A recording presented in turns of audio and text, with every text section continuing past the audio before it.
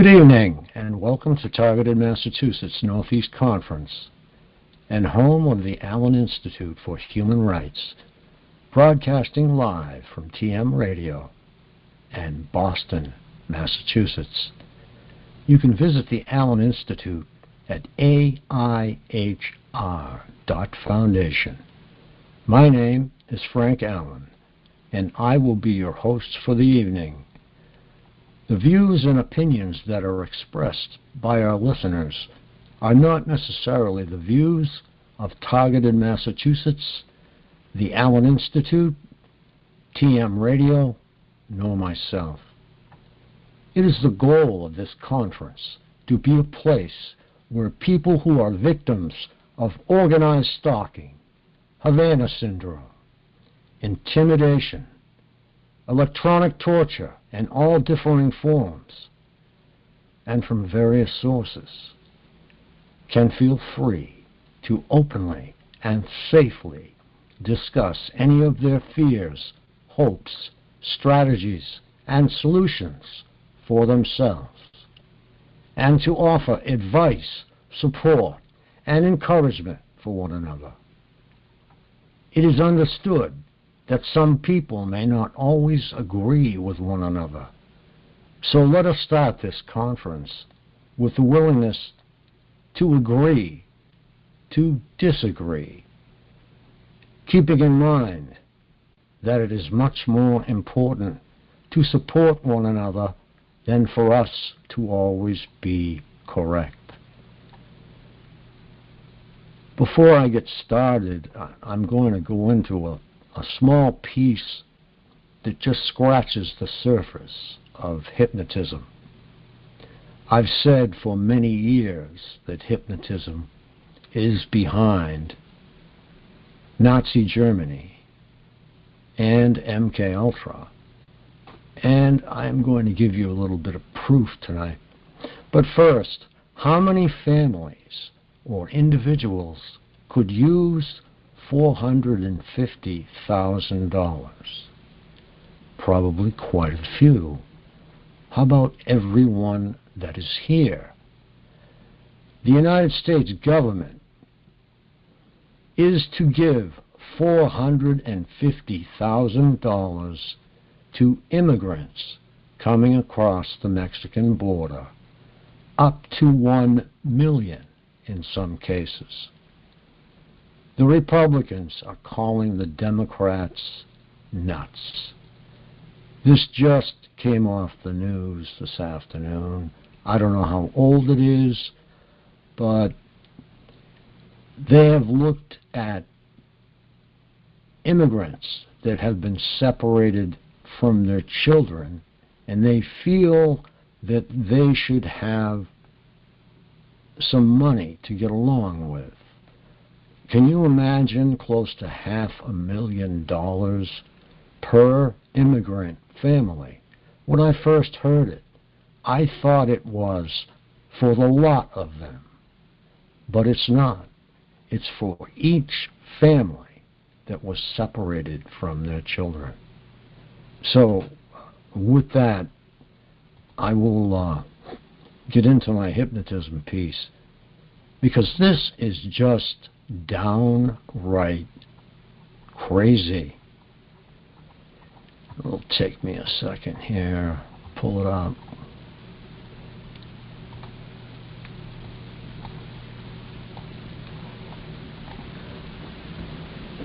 Is hypnosis real? Hypnosis. Is hypnosis real? Hypnosis is a genuine psychological therapy process. It's often misunderstood.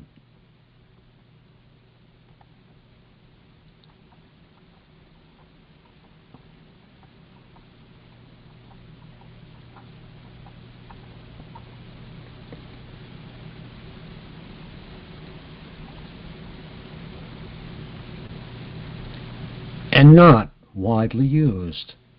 However, medical research continues to clarify how and when hypnosis can be used as a therapy tool. What exactly is hypnosis?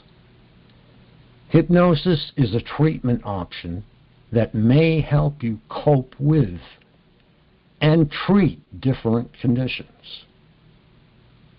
To do this, a certified, licensed hypnotist or hypnotherapist guides you into a deep state of relaxation, sometimes described as a trance-like state. While you're in this state, they can make suggestions designed to help you become more open to change or therapeutic improvement. Trance-like experiences aren't all that uncommon. If you've ever zoned out while watching a movie or daydreaming, you have been in a similar trance-like state.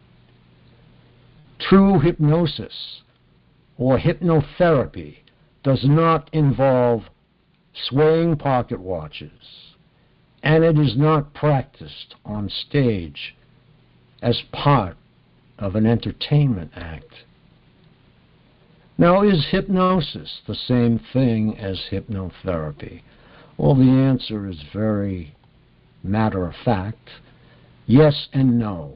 Hypnosis is a tool that can be used for therapeutic treatment. Hypnotherapy is the use of that tool. How does hypnosis work? During hypnosis, a trained hypnotist or hypnotherapist induces a state of intense concentration or focused attention. This is a guided process with verbal cues and repetition. Now, this is something that our perps use. Repetition. Guided process with verbal cues and repetition. You will not necessarily hear this in your V2K, but you may hear parts of it. The rest is subliminal. The trance-like state you enter may appear similar to sleep in many ways, but you are fully aware of what is going on. While you're in this trance, your therapist will make guided suggestions designed to help you achieve your therapeutic goals. Because you are in a heightened state of consciousness, you may become more open to proposals or advice that in your normal mental state you might ignore or brush off. When the session is complete, your therapist will make you come back from this trance-like state, or you will exit it on your own. It is unclear how this intense level of inner concentration and focused attention has the impact that it does. Hypnotherapy may place the seeds of different thoughts in your mind during the trance-like state, and soon those changes may take root and prosper. Now, I have spoken before that the subconscious mind is the place where your emotions and your feelings about something that has happened to you are stored. If it is repeated over and over and over that this particular meeting or association causes fear every time you see that particular situation, that fear will come out, and the emotions associated with it will come out. Now, to change that, you must have a positive state of mind when you venture into this same situation. It will immediately send positive reactions down to your subconscious. And if you keep repeating these actions with a positive attitude, you will no longer fear that association. That's in the books. Hypnotherapy may also clear the way for deeper processing and acceptance. In your regular mental state, if it is cluttered, your mind may be unable to absorb suggestions and guidance. Example, clutter your mind with Dave Case's CD. Clutter your mind with a task. Clutter your mind with your favorite music or your favorite hobby. But keep your mind cluttered. What happens to the brain during hypnosis? Researchers at Harvard studied the brains of 57 people during guided hypnosis. They found that 2 areas of the brain that are responsible for processing and controlling what is going on in your body show greater activity during hypnosis. Likewise, the area of your brain that is responsible for your actions and the area that is aware of those actions appear to be disconnected during hypnosis. And I've added in several more parts here. The cerebrum, or cerebrum, is the largest part of the brain and is composed of right and left hemispheres. It performs higher functions like interpreting tactile, auditory, as well as logic, emotions, and fine control of movement.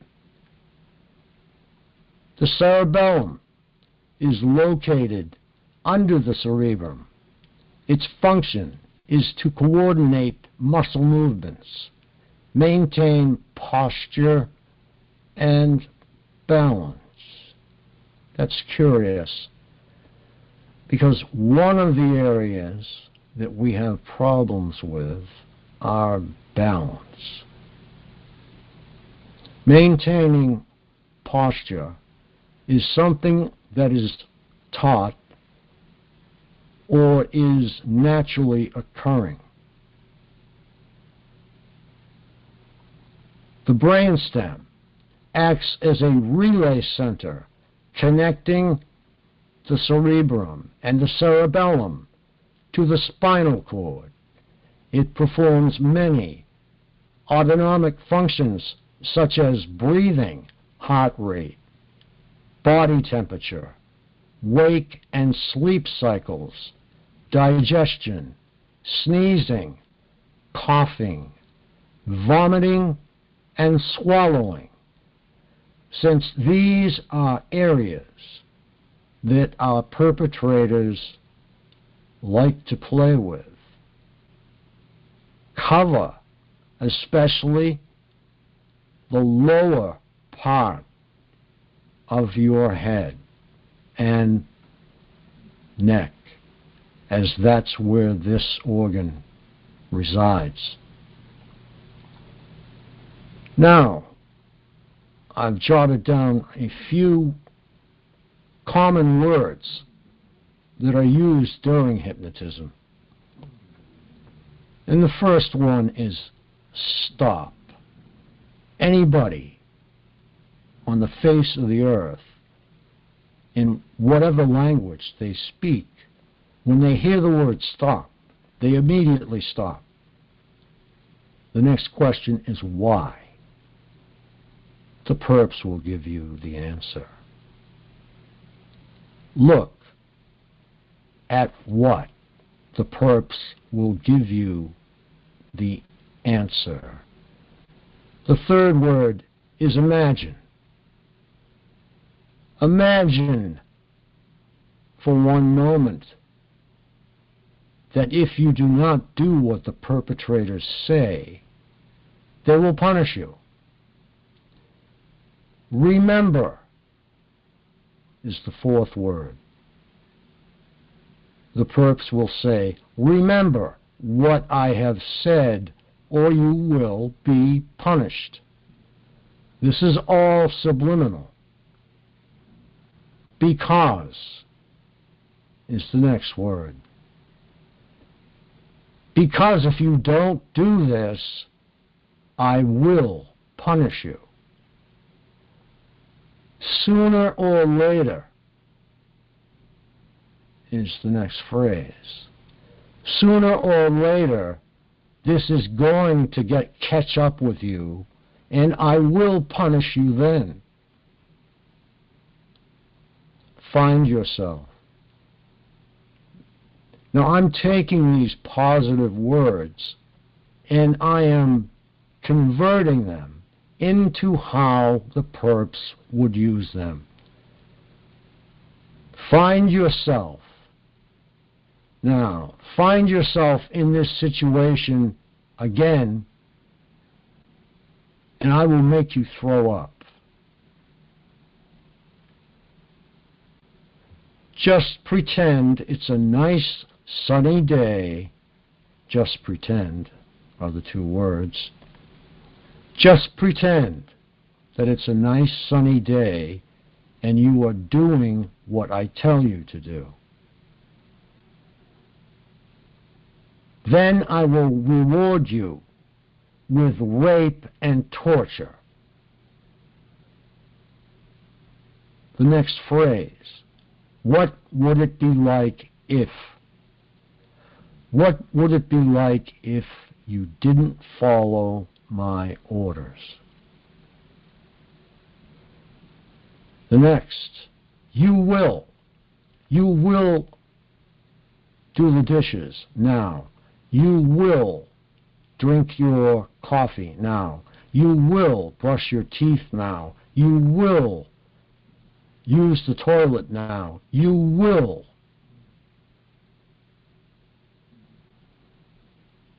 Realize is the next word.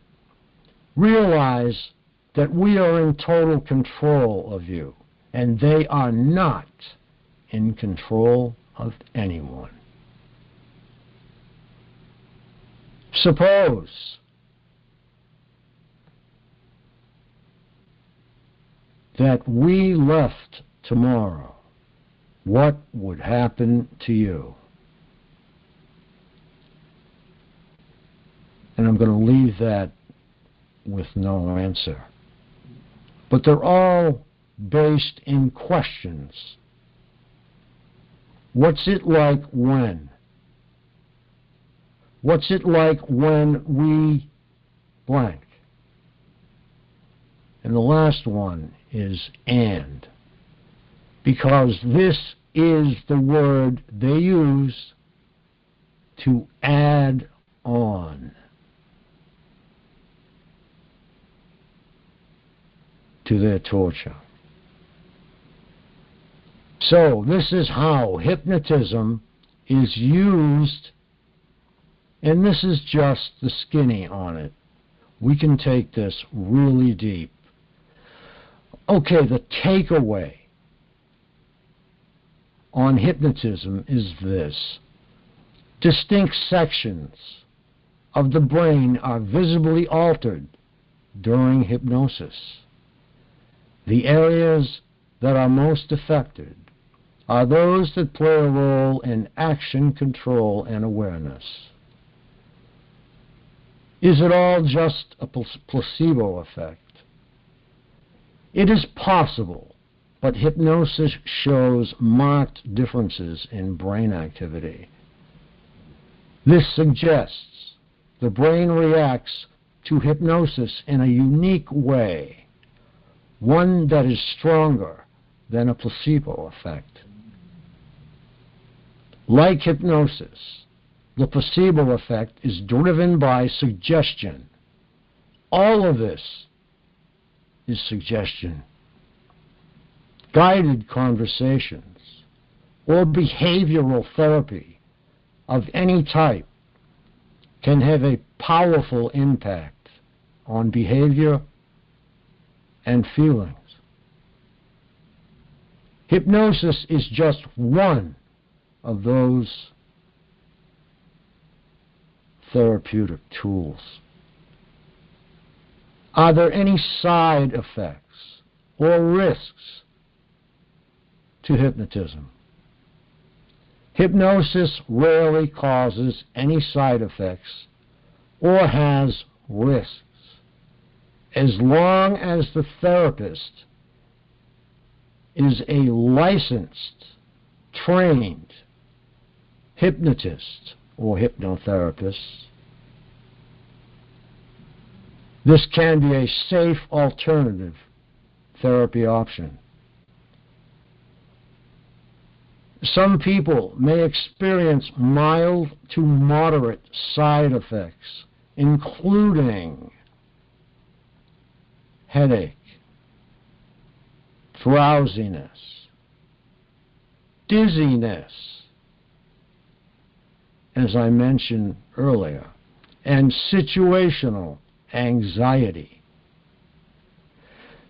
Situational anxiety, meaning a particular situation keeps surfacing and you react in the same manner every time. However, hypnosis used for memory retrieval is a controversial practice. People who allow this hypnosis to be done in this way are more likely to experience anxiety, distress, and other side effects. You may also be more likely to create false memories. So this is another thing that the perps do. They dig for memories, no matter the harm to you. They try to insert false memories. They have a plus and minus switch that they use regularly, and you can feel it when they are using it.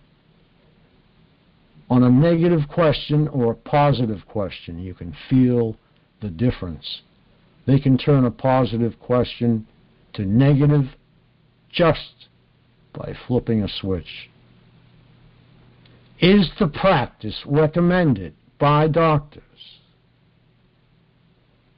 Some doctors aren't convinced that hypnosis can be used in mental health or for physical pain treatment.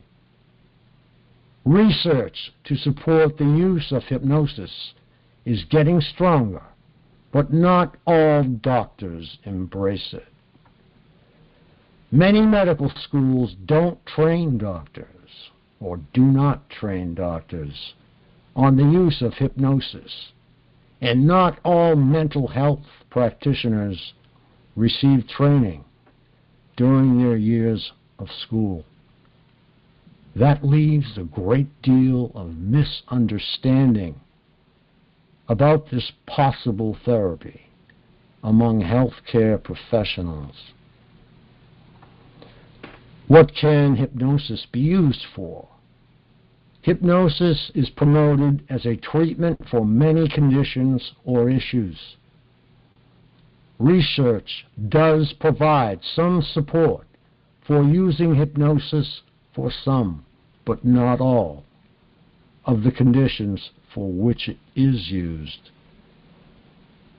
And they are pain, irritable bowel syndrome, post-traumatic stress disorder, and insomnia. So, if hypnosis is used to combat these issues, it can also be used to attach them to your persona. Limited evidence suggests hypnosis may be used to treat depression, anxiety, smoking cessation, post-surgical wound healing, weight loss. What happens to some of us? We get very depressed. We are anxiety-ridden. We are actually suggested to start smoking again. Post-surgical wound healing. It takes people, when I say people, targets, sometimes twice as long to heal from major surgery. Weight loss. Targets are forced or suggested to eat. They are given hunger pangs. So they are almost told to eat. More research is needed to verify the impact of hypnosis on the treatment of these and other conditions. What happens during a session? You may not undergo hypnosis during your first visit with a hypnotist or hypnotherapist. Instead, the two of you may talk about the goals you have and the process they can use to help you. In a hypnosis session, your therapist will help you relax in a comfortable setting. They'll explain the processes and review your goals for the session.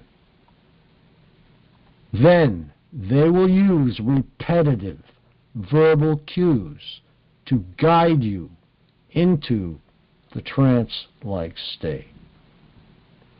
Once you're in a receptive trance-like state, your therapist will suggest you work to achieve certain goals, help you visualize your future, and guide you toward making healthier decisions,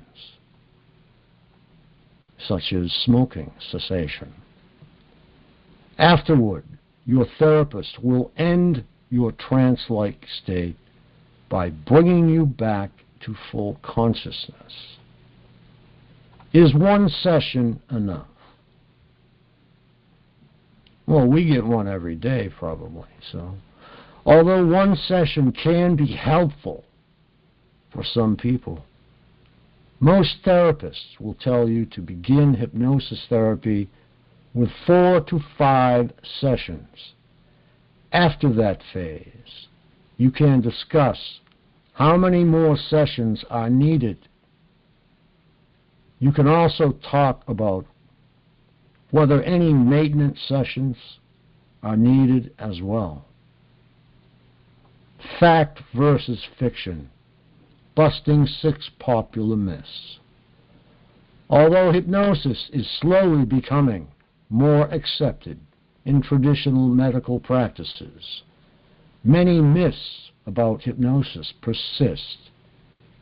Here we separate reality from falsehoods. Myth number 1, everyone can be hypnotized. No, not everyone can be hypnotized. One study suggests that about 10% of the population is highly hypnotizable. Although it is possible that the rest of the population could be hypnotized, they are less likely to be receptive to the practice. Myth 2. People are not in control of their body when they are hypnotized. You are absolutely in control of your body during hypnosis. Despite what you see with stage hypnosis, you will remain aware of what you are doing and what is being asked of you. If you do not want to do something you're asked to do under hypnosis, you will not do it. Myth: hypnosis is the same thing as sleep. You may look like you're sleeping, but you're awake during hypnosis. You are just in a deeply relaxed state. Your muscles will become limp. Your breathing rate will slow, and you may become drowsy. Myth: people cannot lie when they are hypnotized. Hypnotism is not a truth serum. Although you are more open to suggestion during hypnotism, you still have free will and moral judgment. No one can make you say anything, lie or not, that you do not want to say. And that's another one for us. Don't let the perps try and make you do anything or make you say anything that you don't want to say. Fight them every inch of the way, because if you don't, they will be all over you. Myth: you can be hypnotized over the internet. Many smartphone apps and internet videos promote self-hypnosis. Throw up a red flag right there. But they are likely ineffective. Researchers in one 2013 review found that these tools typically are not created, certified by a hypnotist or hypnosis organization.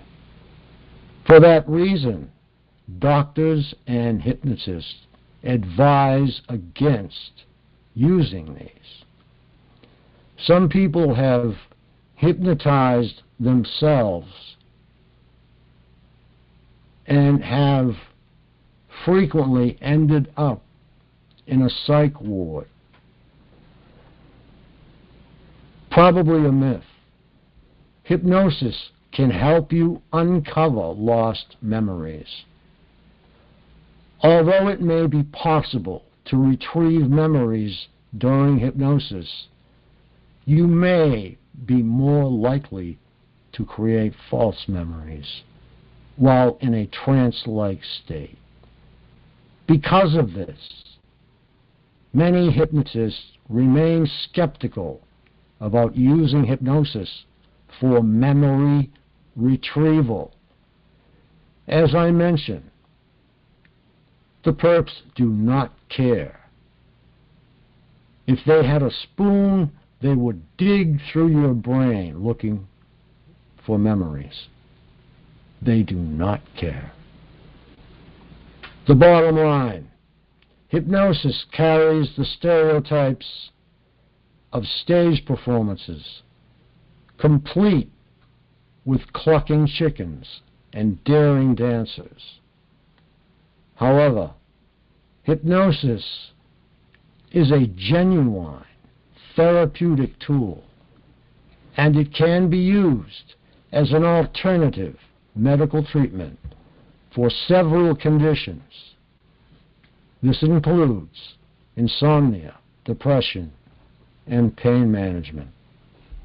It is important that you use a certified, licensed hypnotist or hypnotherapist so that you can trust the guided hypnosis process. They will create a structured plan to help you reach your individual goals.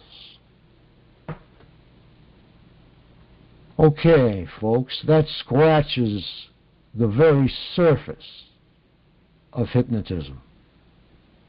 There is so much more that we need to learn. Okay, do we have any questions? The Q&A session is live.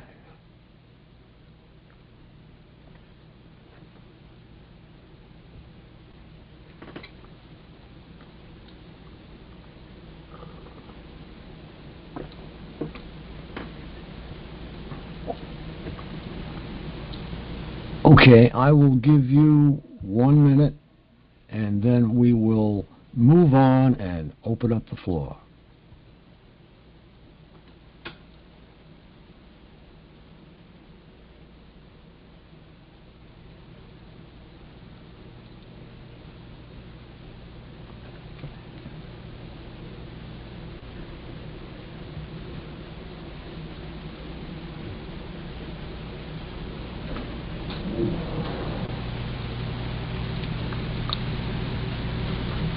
Hi, Jen. How you doing? Let me unmute you.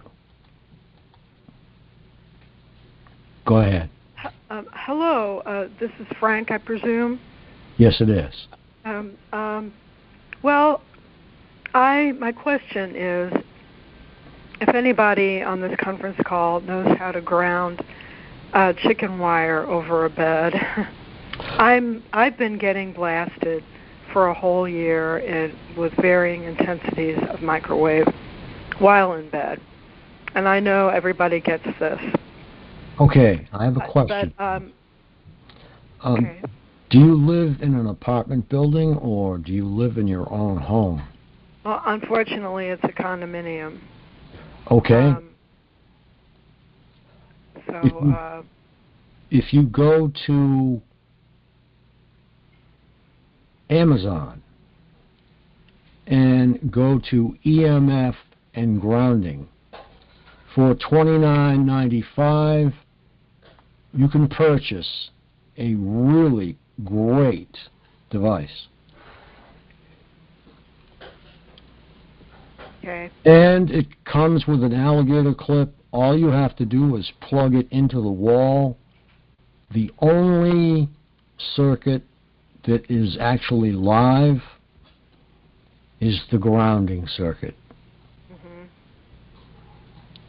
Well, recently I've been on Amazon at the advice of Lily Bell, and I bought a grounding device for my desk computer area, and I've also purchased a grounding mattress pad. But I need something else, and this old gentleman talked about his answer was this grounded chicken wire over his bed. I mean, I'm experiencing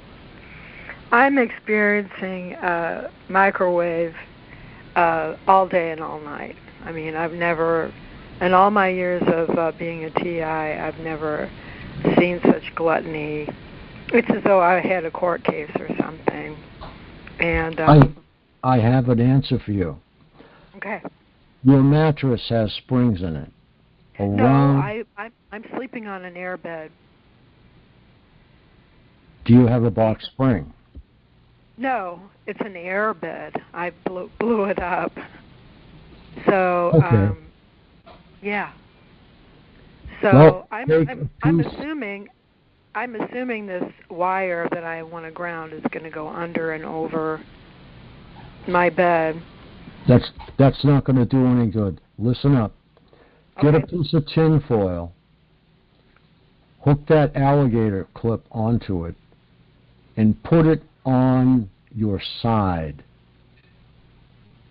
If you have to tape it there, tape it there. You'll have great grounding. Okay. And that's all there is to it.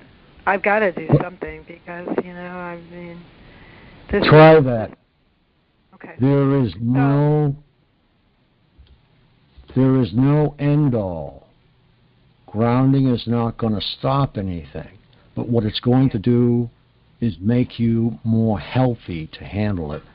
So if you put your alligator clip on this tin foil and put this tin foil effectively down your pants on the side or wherever you choose, it will help you. Okay. Down pants. Down my pants? You mean you just, like a copper wire? Are you talking about a copper wire? No, a piece of tin foil folded. Aluminum foil folded. Fold it until it's about 2 inches wide. And then fold it in half and just put it right under your waistline. See, all I'm looking for is your waistline to hold it in place. Yeah. So, in other words, connect it to my body. And right. Okay, so that's foil connected to a wire, wrapped in foil, connected to my body. Correct. Okay. Okay, and I will give it a shot because anything at this point will help. I've been layering Mylar, and of course the microwave becomes so intense and waking me up that I have to turn up the fan. And the fan, of course, blows around the Mylar, and it inevitably gets ripped up. And it's very stressful. And you know, I've been going through this past year, and I don't feel like a test subject anymore. I feel like a cancer, that I'm being given cancer. Because you know, to make a long story short, I was framed for prison, and of course, what was happening in prison made me a whistleblower. And Missouri, the central part of the U.S., is really bad for cults, and I really got it where I'm living, and I mean, it is really bad. So I will take your advice, and I will give this a shot.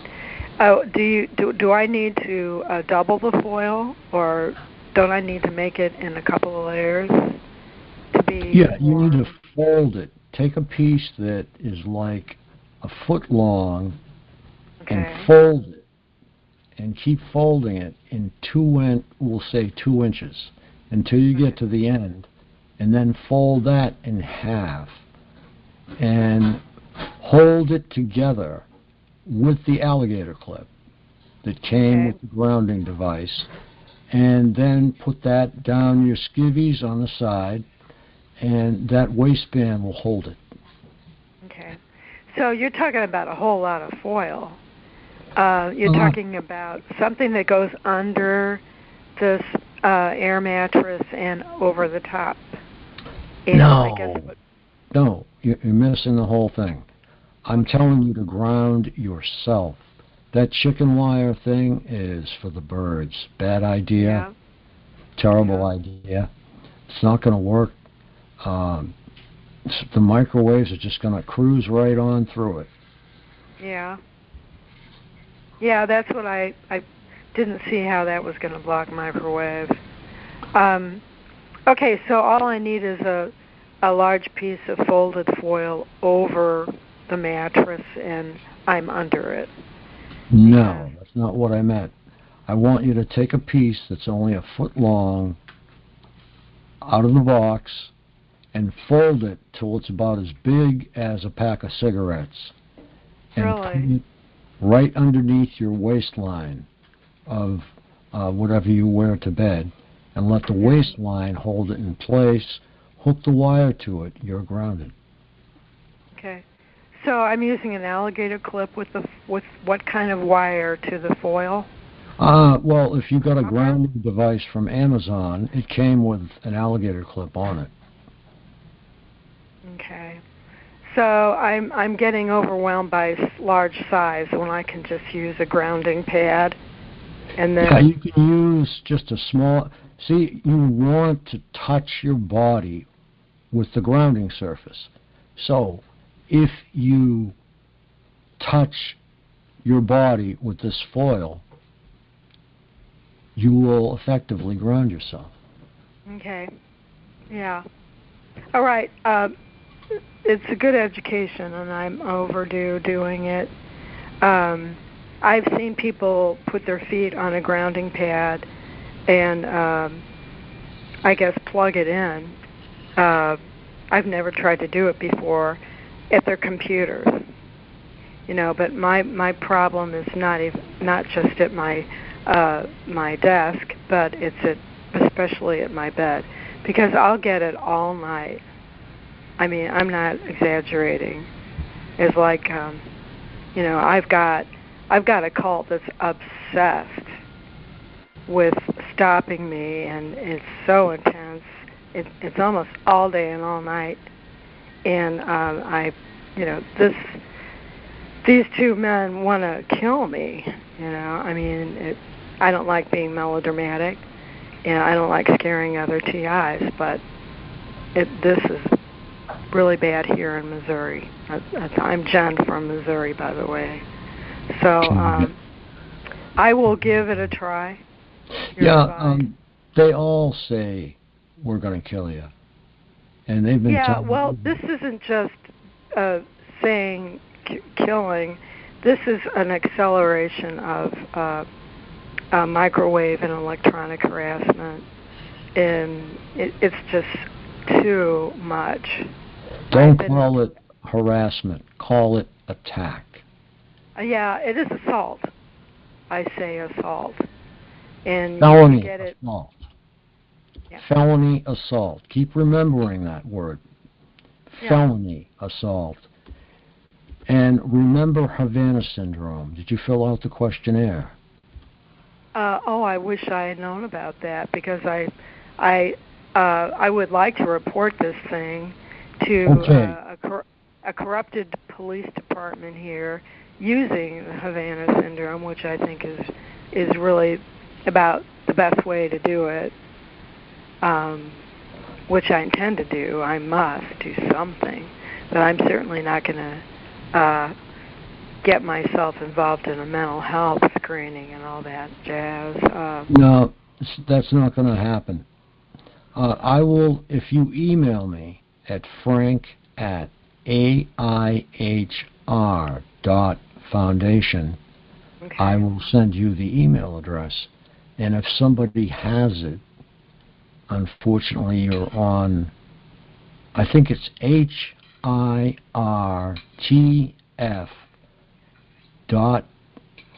at state.gov. I believe that's it.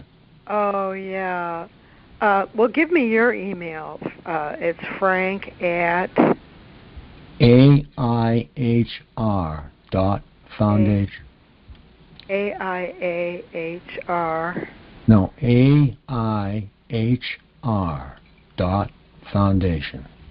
Foundation. Okay. AT. And I've never tried getting on this government website. Could you give me that address again?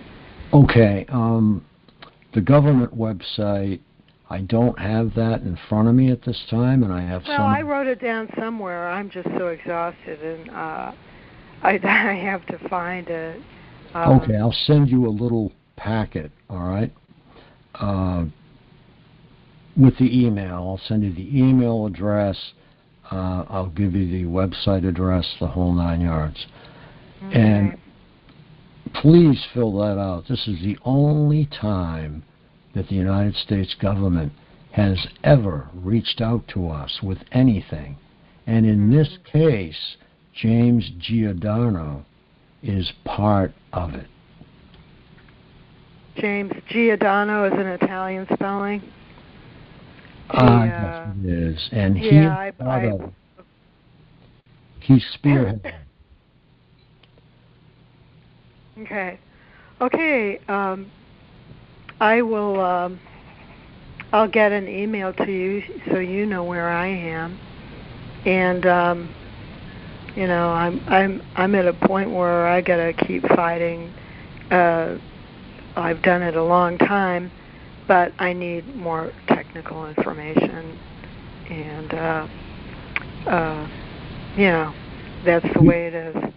So thank you, and I'll get on this, and you know, you take care, and God bless you all. God Everyone bless on this call, and you too. You can reach me at, I'm so used to giving out the one, 508-857-8334. Okay, Frank. All right. That's very nice of you to do that. I'm a veteran, and I can't believe I'm still alive. But, you know, we can discuss that, and I'll let somebody else talk. So, okay. So all right, you, sir. Great. Thank you, sir. Bye-bye. Bye now. Great speaking with you. Okay, next we have Jack Ryan. Go ahead, Jack.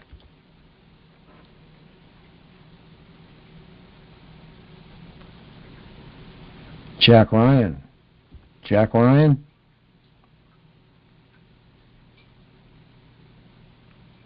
Okay, we'll have to move on. Hello? Hi, go ahead. All right, I'm Cindy in Florida, and Jan, I would love for you to call me. I might be able to give you some more tips. I think all of us women have been targeted heavily this year. And you can call me at 772-201-4382. I downloaded the conference call app, and the next day it was deleted, so there's no way I can get anybody's phone number. All I can do is give it out. And Frank, I got on your call towards the end, and I'm not sure exactly what you meant about hypnotism. I feel like I'm hypnotized, but are you saying it's all a myth? It's probably all the B2K? No, what I'm telling you is this started in Nazi Germany in the torture camps. And hypnotism and drugs were used. Then when this came to the United States, it was MkUltra with hypnotism and drugs. Now it's taken to the airwaves, okay? So there's no more up close and personal. Could be a way. So we are, a lot of us probably are hypnotized, and there's no way out of it now. There's a way out. We'll all get out of this, believe me. We just have I know, but for the meantime, we can't try not to listen to it, I guess. Well, I suggest starting a phone tree with at least one other TI so that you can call the other TI and make sure that he or she is all right, and the next day he or she can call you. That way we know you're okay. Well, I'm more concerned about how I can't see things. Is that part of hypnotism, or is that just screwing with my eyesight? They do mess with your eyesight focus. Your eyes focus in a certain way, and they have a way of changing your focus attitude. Okay. Well, how do you know if you're hypnotized then or not? Hypnotism is used to try and get you to do things.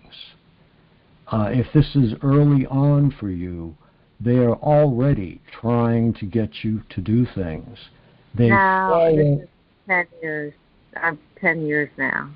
But I've just now been on the calls for the last year, and I'm figuring things out little by little. It's been 10 years for me in this October, on the 15th of this month. So wow. What I will tell you is they follow your routines. When they know your routine, they will tell you to do the next thing on your list of things that you do every day, so that you will get used to hearing them tell you what to do.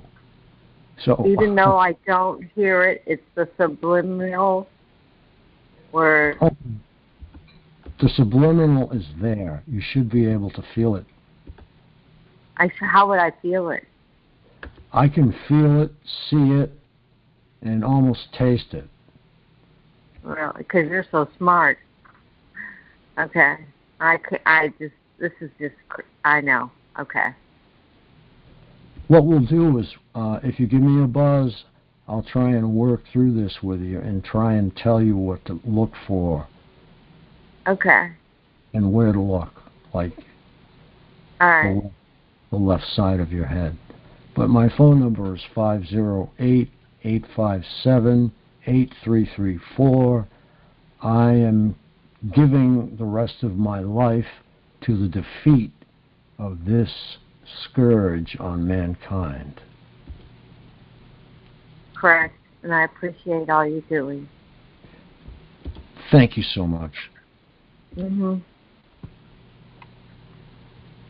Okay, next we have, it looks like Mike from Alaska. Go ahead, Mike.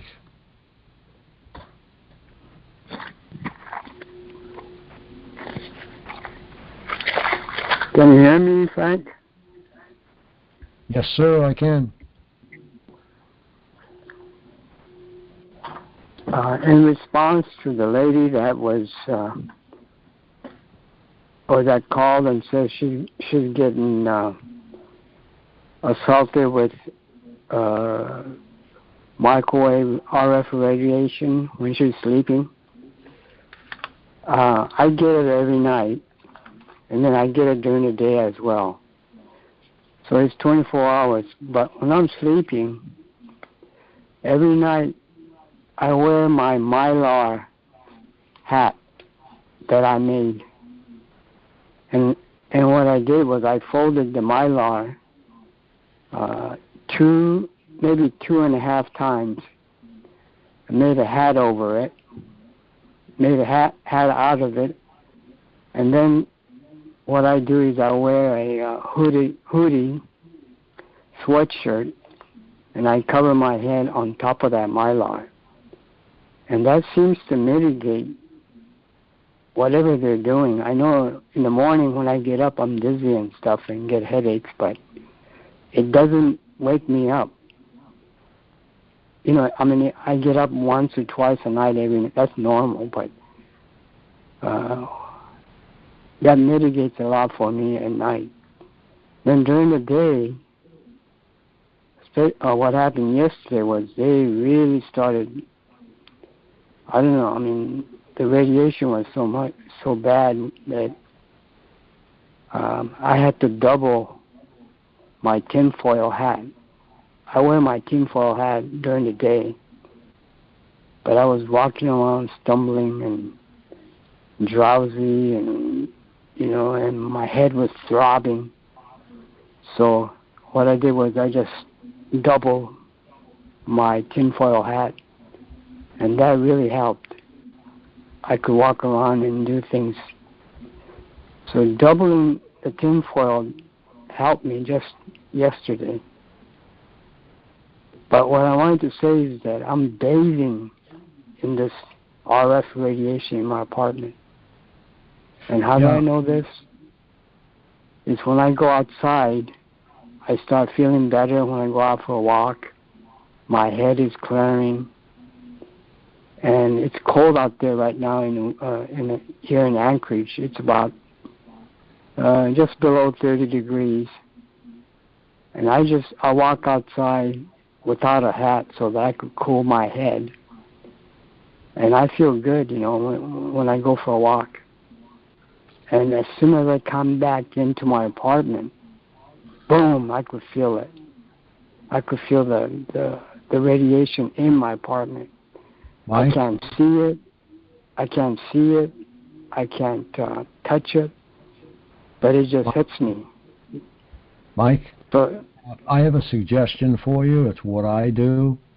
When I get in the shower, okay, I start at the regular water temperature that I use, and I back it off till it's almost cold, and I aim it towards the center of the top of my head, and the water coming off my head is hot. So that's what I recommend as an alternative to that cold walk. Yeah, I do. After listening to you giving that advice so many times, which is good, that I've been doing that when I take a shower. I just take a lukewarm shower and then wash my hair, and then when I'm ready to rinse my hair, I just put it in cold. Gradually I go from lukewarm to cold and colder and colder and to the coldest. And I just let it rinse my hair that way. And I really feel good after that shower. My head feels good. Yeah, it should feel like you just came from the beach and just hopped out of the water. Yeah, I really feel good. Yeah, that makes a hell of a difference. But I have a question about hypnotism. Is that what you were saying? Was that from an article or something, or is it something that you wrote, or is? No, it's from an article. I just added facts to it, more facts. Okay, because for me, I don't think I'm hypnotized. I've been. It's not that you're hypnotized, Mike. What I'm trying to do is correlate the procedures of MkUltra and what we are getting now, the new MkUltra, with what hypnotism is all about. It's getting you to do what you don't want to do. It's getting you to follow orders. And that's just what this is. Hypnotism. Okay, so you're actually saying that it's a verbal, suggestions, or yes, commands that's given to you or given to the targets. They are all considered by hypnotists as suggestions. They become orders. Okay? And this is something that's hard to understand, but hypnotism, like I say, started thousands of years ago. So for people not to accept it is ridiculous, because it has been used in Asia for at least 3,000 years. That I can directly point my finger at. But I just gave you the skinny on it. In other words, we can go a lot deeper if you like, and I can show you just how they do it. Okay, it's reward and punishment. Only these people do not give you any rewards, unless perhaps you get a day off. Well, this is very similar to the Russians' political,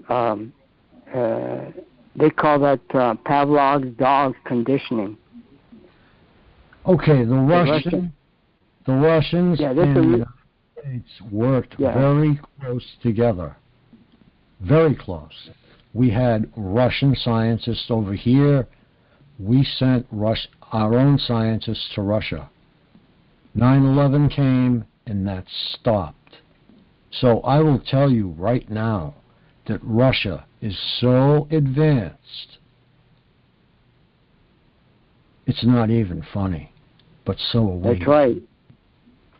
Well, you know, that Pavlov's dog conditioning, it's a reward and punishment system that they use on humans.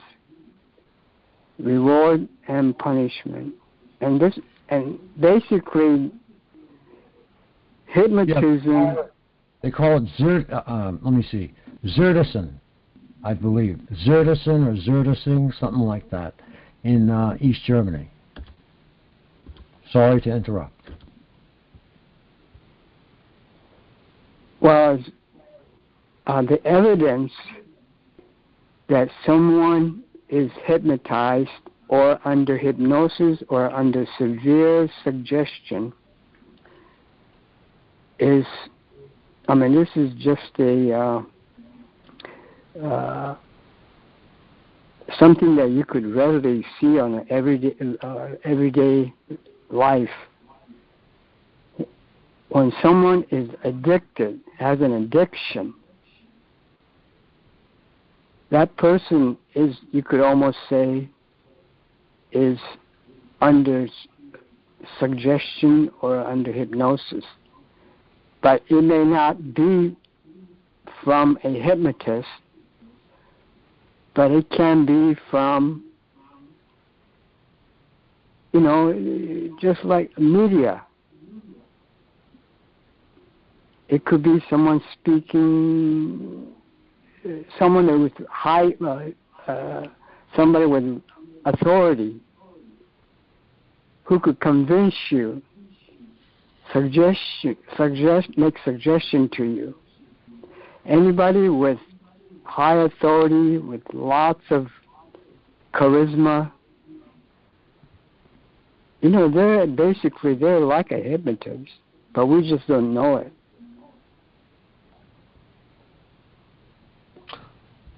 Okay, Mike, does that conclude your questions? Yes, if you could comment on what I said, I'd appreciate it.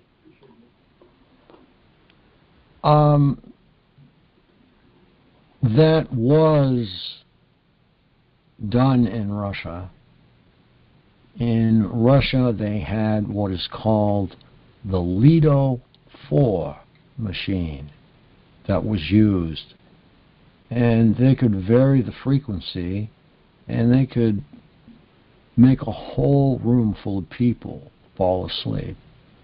Our scientists have witnessed this. And it was used in as far back as the 1950s, when they used it in North Korea on our POWs.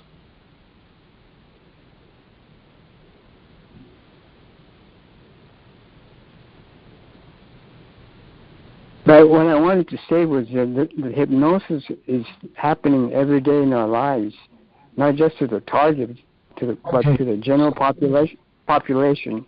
But that's all I wanted to say. Okay, subliminal. You're seeing right. You're seeing subliminals every time you turn on your television. Yes. During the commercials, every 30th frame has something like, "Are you hungry? Get something to eat." And they turn the volume up during commercials so you can hear it in the kitchen.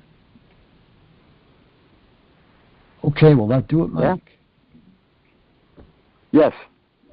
Thank you very much, and I hope you continue to listen with us and watch us grow. Thank you so much. Mm-hmm. Thank you, Frank.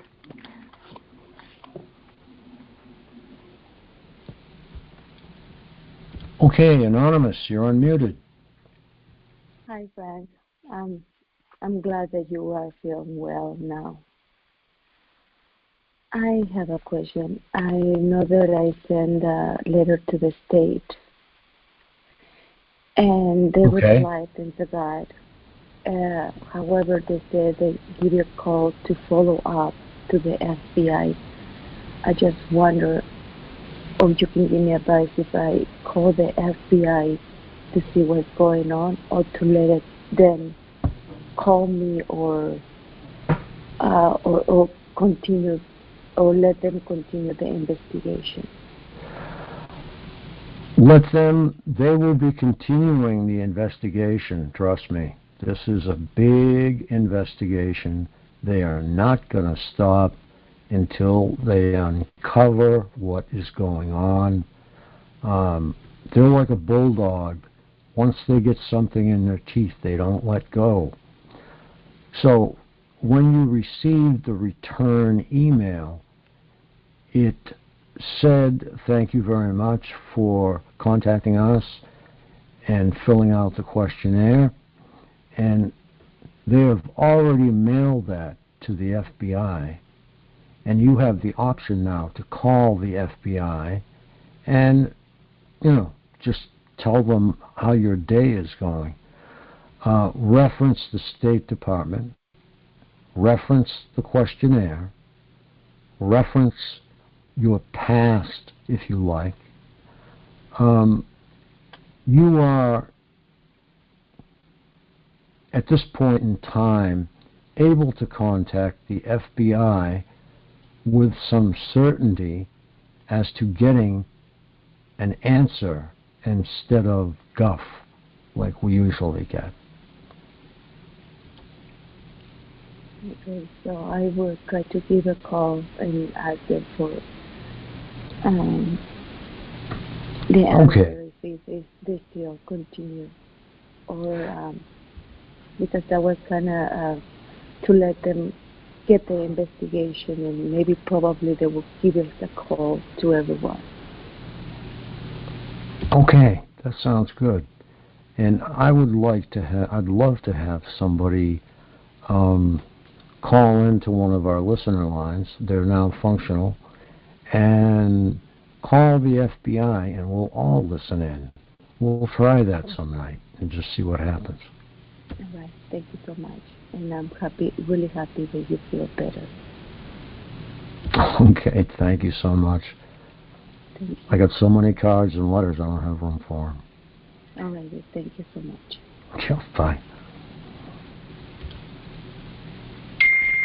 Okay, next we have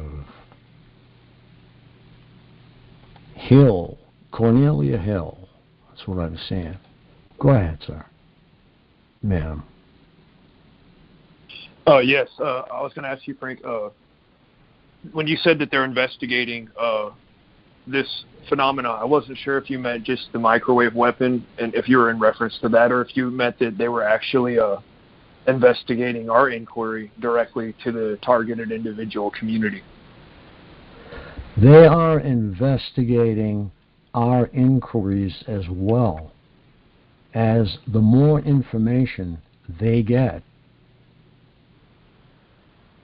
the more information they have to go after the perps.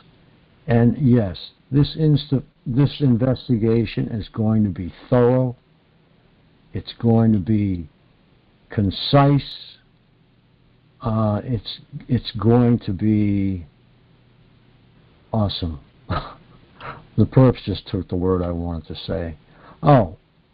It's going to be surgical. They will take out cells, and I call them cells, terrorist cells, as they find them. Does that help you? Yes, thank you. I'll just be praying that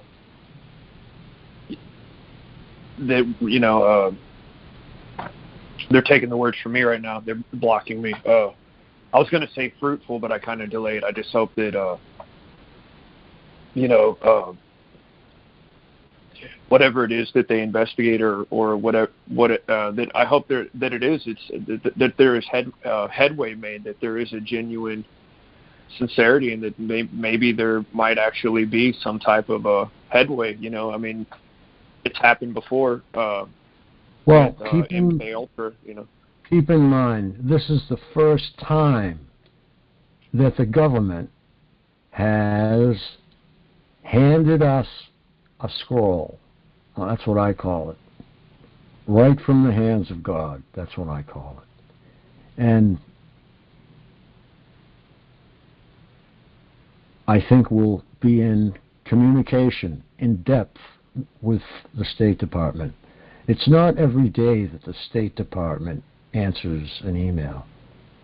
So they are far above many of these people that we have contacted in the past. And so I would look very optimistically at the future.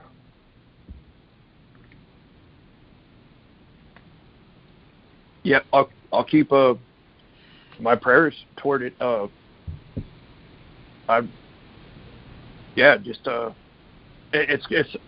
It's incredible to think that they wouldn't, that throughout like a 70-year period that no one would ever do anything. I mean, it's definitely a real crime, and thank you for, giving me that heads up, because I hadn't heard of that, and it's something's got to give, within 10 years or sooner, sooner. Sooner, because they can't have this happening to their precious diplomats, and I'm sorry for saying that. I shouldn't have said that. I can't take it back, though. But they are getting the treatment, and now we are getting the treatment. So they're categorizing us, compartmentalizing us with the diplomats. So that is a step that should have been taken by the government years ago, but it has been taken. And the majority of the targets have been targeted after the millennium. So it's taken them a while, but the cavalry is on the way, and they are working as we speak. Does that answer your question? Yes, sir. Thank you very much. Thank you.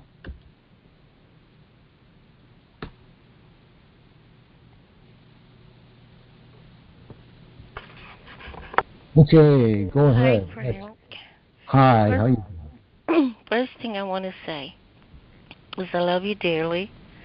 I have appreciated everything you've done over the years, and you deserve brownie points.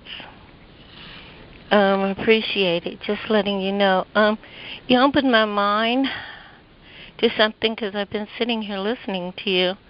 Something that's concerning me, and probably more my daughter than anything, in this hypnosis. Yes, that's very real in our life, especially with her. Thank you for opening that up and explaining it to a way that I can understand what is going on concerning her. Hypnosis is very real. You close your eyes, and your pupils move at some expedient pace, and it causes your brain to react to what they're telling you to do. Installing information into your brain that you don't want there, but they want it to be there. That way they can control your activity and your response and find out what you're thinking concerning what they're doing. And I just really wanted to say thank you. Oh, thank you so much, Constance. And I just wanted to say that they have to have a basis. When they wrote this program, it was based on hypnotism. And that's all I can say. I know it. Repetition, the orders, the commands, and then there's the subliminal. Yes. So. Yes. Yes, and I agree with everything you're saying. And it's a program that has so many different puzzle pieces that they orchestrated so many years ago. Just like you said, in 1950, true that. But I'm starting to understand a lot more about what's going on. And what I'm learning in my life is that when you understand what's going on in your life, you have a better way of dealing with it, because you know what's going on. before, when I became a target, I had no clue. Over the years, between you and a few other people, I'm learning. And this was the most important thing, and I really want to say thank you so much, because this is another part of the puzzle that I wasn't 100% sure about, but confirmation from you is really going on. Thank you. That's all I wanted to say. I just wanted to say that the Chilean people have come forward, and Chile is now against this demon. Poland, the government in Poland has been against this demon for quite some time. They don't have the resources to do what we are doing. There are many other countries that will be coming forward shortly, and when we all come together to destroy this beast. That would be a beautiful day. That would be such a beautiful day. But you know, God has a way of doing things. It's not in our time. It's in His time. And it's not always fast. It can be very slow, but very effective. Thanks so much, Frank. You're so welcome. Okay, there are no more people in the Q&A, so I'm going to end it right now and open up the floor.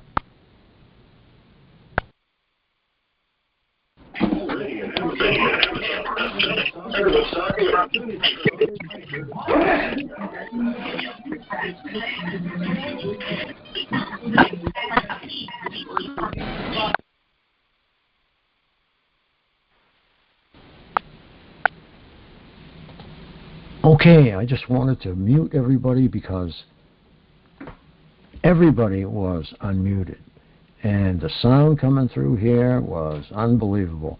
But the floor is open. It's open mic, so reach out and grab the mic. It's right there for you. I'm going to grab a fresh cup of coffee. I'll be right back. Chris is right there. And well, I was going to ask you a question, but I'll wait till you get back. Sure. No, go ahead. Well, it had to do with what you were reading earlier on hypnotizing.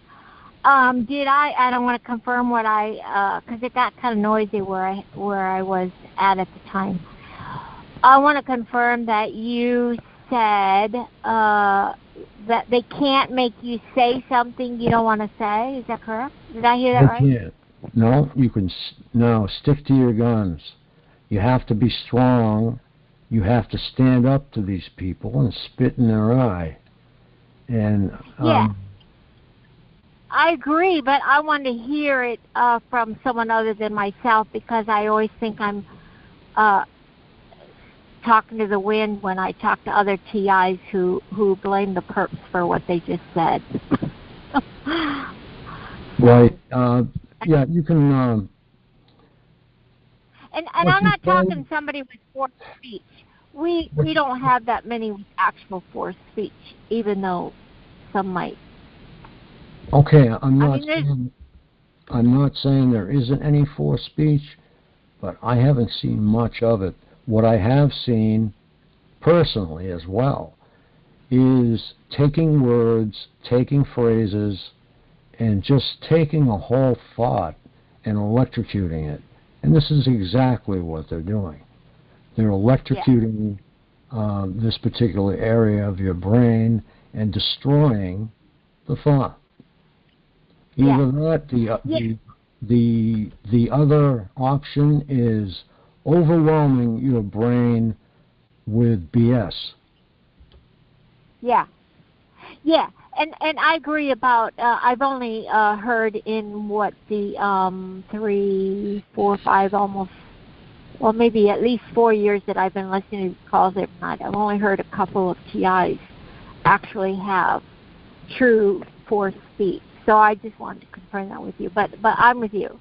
But I have noticed that the perps get blamed a lot for things that I know that I have a lot of choice in the matter. So thank you.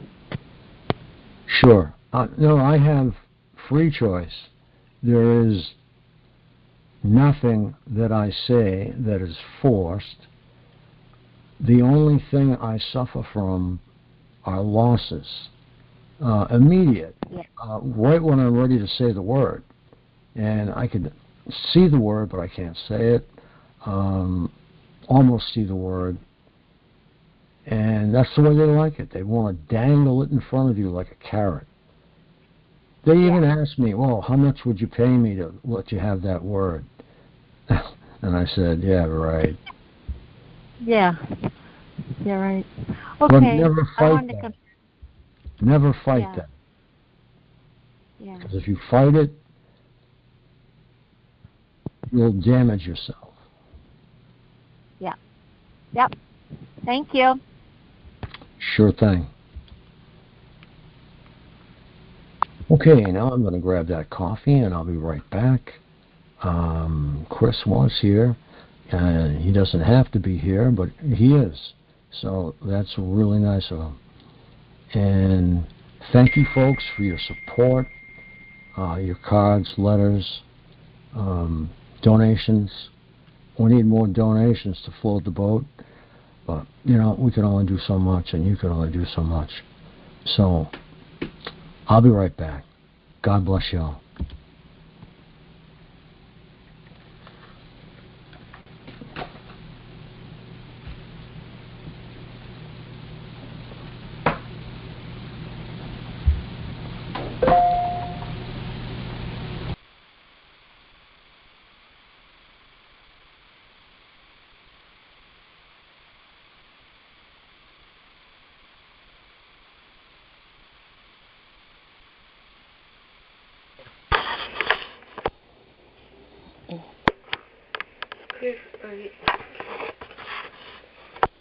Hello? Chris, are you there?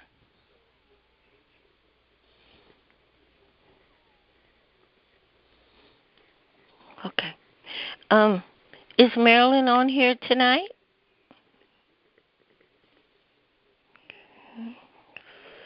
If she isn't, she should be, huh? Yes, God, the other night I was praying for me and my baby. I'm learning some war prayers. I'm learning them not as quickly as I like to, but I'm learning them very slowly, but very effective. And I was praying. I was going to go to bed, and I hope it ain't the BTK. Something came into my mind and said that you need to start praying for Marilyn. And I'm like, pray for Marilyn? And you know, when God or the Holy Spirit asks you to do something, it is your job to do it. So I kind of wanted Marilyn to know if she's on here. She may not be. And if you guys hear on another call that I'm not on, can you just let her know that Constance and her baby Alexandria are praying for her, along with everybody else, but just a little bit extra for her. Chat. Usually she's in the chat, but since I'm not no, on the I'm not chat, on the computer. Phone. Huh? Yeah, me either. I'm on the phone, so I can't tell. But yeah, if I see her or see that she's in the chat next time I'm online, I'll tell her. Did somebody ask for Chris?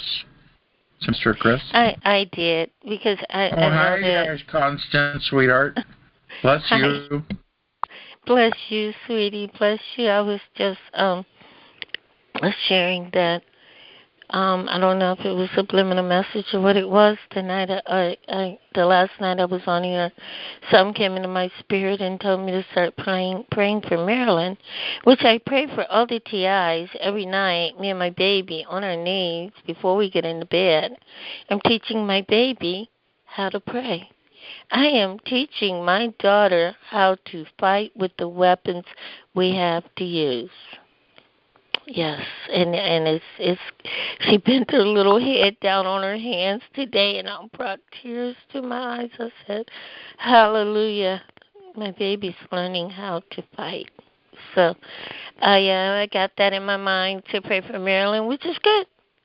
You know, I pray for LTIs, which is also good. Even the ones that do not believe in God, it's okay. That's all I wanted to say. I'm going to bed. And God bless everybody. Have a wonderful weekend, or try. Do the best you can and use the tools you have to use. Sometimes it's the Word of God. Sometimes it's just to pray for peace of mind and a sane mind. Good night, everybody.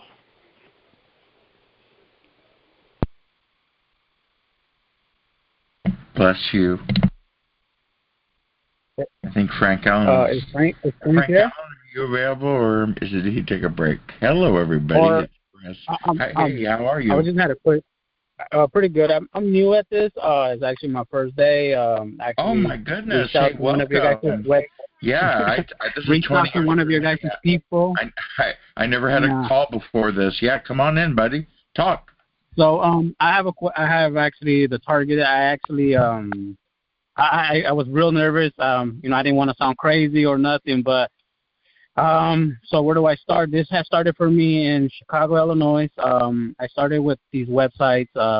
We all had our bad passes and everything, and so I got targeted in the beginning. I thought I was. Oh, my name is Lucio. That's my real name, Lucio. And I thought I was tripping in the beginning. I started seeing things here and there, and I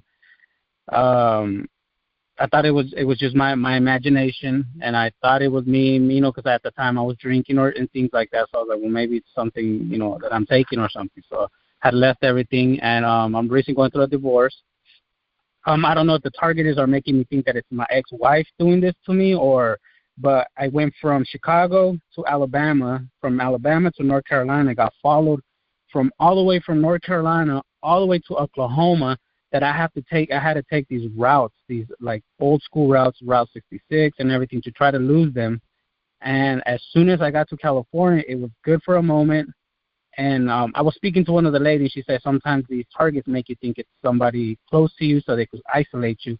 But as soon as I got to visit my son, my ex-wife found out I was here, then it started again, the following. Like it don't matter what city I go to, what state, I'm being followed. I'm being, like, they lie. I don't know what they've been telling my family. Nobody wants to help me. I'm like not stranded. I got money and everything, but I'm like out here in California alone with nobody that wants to help me out. Nobody that wants to let me know what's really going on. And like it just, I'm really being followed. And I mean, I've been looking through the internet and everything, and then they said not to go to cops because they'll think that you're crazy or something. And I'm like, man, whatever it takes, I would do to prove myself that I'm not under the influence of nothing. I'm not no mental patient, because I climbed towers for 7 years. They're not going to let some loony dude climb up and do, 5G and the 6G and all that. I was like, I'm really like, I've lost my job because of this. I've been targeted from left to right. I've been, they're telling my family's lies, so nobody helped me. I'm like, what part of California are you in? I'm in Merced, California, right here by the Bay Area. But I came all the way from Chicago. I'm in Manteca, Lodi. So you're not that far. Oh, are you? Oh man, like it's horrible, man. Like I don't know what's going on, and I'm telling my brother. Hey, buddy, this whole area is crazy. On top of the targeting, you got 2 levels.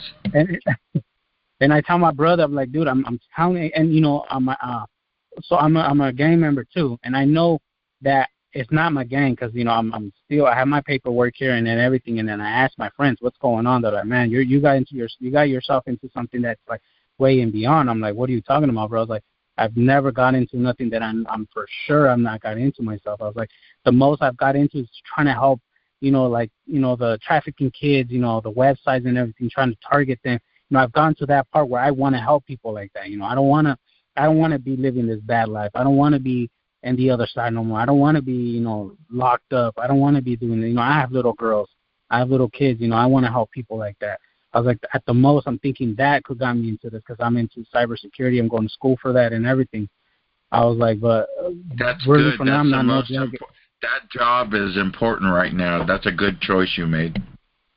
So that's what I'm doing. I'm studying. I'm still tower climbing, but it's so hard, man, because I've lost my first job that I got here because of this. Like, I don't know where to run to. I don't have nowhere to go to. Nobody wants to help me. Like, man, there's only like one girl that's helping me, but she's married, you know. She's an old friend. Like, nothing serious like that, but she's just an old friend. And I'm like, man, I don't. She's like, what about your family? They don't want to help me. They don't want to, you know, I don't know if because they're scared or whatever. I was like, but they don't want to help me. They don't want to.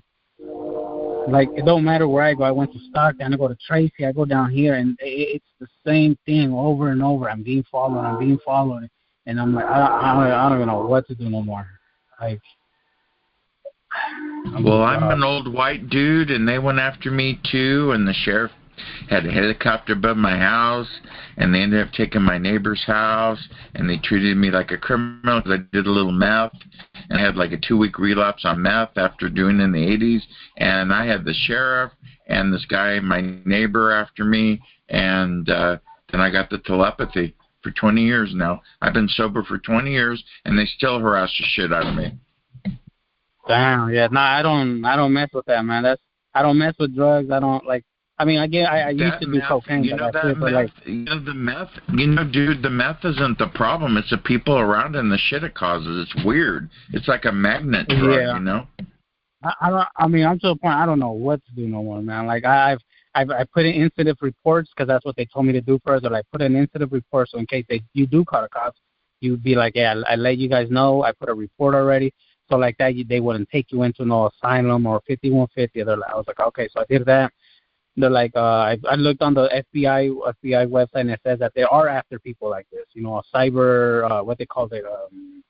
It's something they called it, but they're trying to get on this now. Like they're trying to get on people on cyber people who are, you know, harassing people like us or targeting us. You know, it's slow, but they're getting there. They're wanting people to, you know, to stand up and speak up. But it's just like, you know, it's like I know they want us to speak up, but it's like, what do we do for them for the time being here? Like, what do I do? Like, man, I've been stuck at Merced Library where I have to be populated around people so I won't have to feel like fucking they're after me or they're trying to isolate me by myself.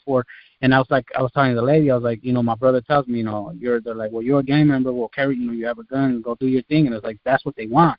They want you to be that. They want you to go to jail, bro, because they're going to isolate you alone. They want you to, you know, sound crazy. They want you to hurt somebody so they could have the easy target when you're in jail. They could hire anybody in there to get you. I was like, I feel like it's just, I don't know what to do. I'm like super lost. This is like, I'm lost. Like, I don't know what to do no more. Yeah. Probably the sheriff's involved. The Santa Clara County sheriffs in Santa Clara were the ones behind my targeting. Yeah, but I mean, if I walk in and I tell them like this, what is that gonna? I mean, they're gonna think like this nigga's crazy. You know? And I've taken pictures of cars. They won't admit it because they don't do it themselves. They hire it out. They got other people. They refer you to some, I don't know what it is, a cult, or I call it organized crime. You think you're in a gang? There's people in gangs that have organized crime doing that human trafficking and shit that'll blow you away. Man, they push drugs like tons of it. And they push 100 babies a day, man. This is real shit, man. Yeah, so I agree with you. No, They need to focus on the bad people, not us. Yeah, and that's what somebody was telling me. They're like, how deep were you in gangs? I was like, well, I was deeping up back in the, I mean, it's not back in the day, it was a couple of weeks. I'm deeping up where I know a lot, like what was running through prison, what was running in the streets, everything. They're like, well, maybe because they found out that you're trying to change and you know so much, they ain't trying to let you go. There's one way they're going to get you out of here, dead body, or they're going to sign you fucking like you're insane or something. And I'm like, well, I mean, I'm like, I'm really trying to do change, and you know, I'm trying to better myself. I have kids now, so I'm trying to, you know, I mean, it made me feel bad. It's just like, you know, women, you know, because I got friends that are from here and they're being prostituted, you know, on their own will, and it's like, damn, that feels so bad. And it's like, that's what got me into trying to change my ways, you know, like, man, I have daughters. I agree. You know, 15 years down the road, I don't want my daughters to be, you know, being forced to do something they don't want to. You know what I mean? I want somebody like us are willing to speak up and do something now where we could change the future for our kids later down the road. or some. I mean, but I'm lost myself, man. Like, I don't know what to do. I don't know if to call the FBI or to go into Merced PD and let them know, or like, how do I go upon these people? We're saying take notes, take the cards are following me. I'm like, well, what is that going to do any good? Because, these people are using, like, they're using Kelly Linux stuff. So, they're using one source to communicate with all these people, and then they kill switch and they kill any evidence. So even though they get these people, they're going to have no evidence in their phones because everything's been dumped already, been wiped clean. So it's like, so what do we do, Like, hey, dude, I'm D in New York. I just been listening to you because you said you climbed towers and can you hear me? Yeah. Right. Yeah, I hear you. I'm D Brooklyn T.I. From Brooklyn, New York. No, you touched me real good, man, because you work for the telecom like me. I never did tower work though. I worked in the call center for Sprint contractor during 9/11. Well, right before 9/11, and then I lost my job after the towers was hit. I worked downtown. And I feel your plight. I'm over here in New York, and we got our own bag of garbage over here dealing with 9/11 and the show with our governor. Hi, D. Hey, Frank, how you doing? Doing good. I mean, so what do I do? Like, what? Man, I'm like, I sound like I'm everywhere. I sound like I'm everywhere, man. Good night, everybody. Good night, everybody. I gotta go to bed. Chris. I'm tired. Good night, everybody. Good night. Have a super evening. Good night, Chris. Thank you. I'll come in tomorrow at 5:30ish. Okay, talk to you then. Bye. Bye. Bye. Yeah, bro. Hey, what's your name again? Like, what do I do, man? I ain't trying to, like, I know I sound everywhere, man, but it's like, I'm not scared, I mean, I've been in deeper shit, and I've seen a lot, but it's like, what do I do? Like, I don't want to be running into a bad decision where I have my pistol, and it's like, okay, you pull it out, and now you hurt somebody, and it's like, that's what they want, and now you're in here, now there's nothing you can do. Oh my Waste God, my life, or what do?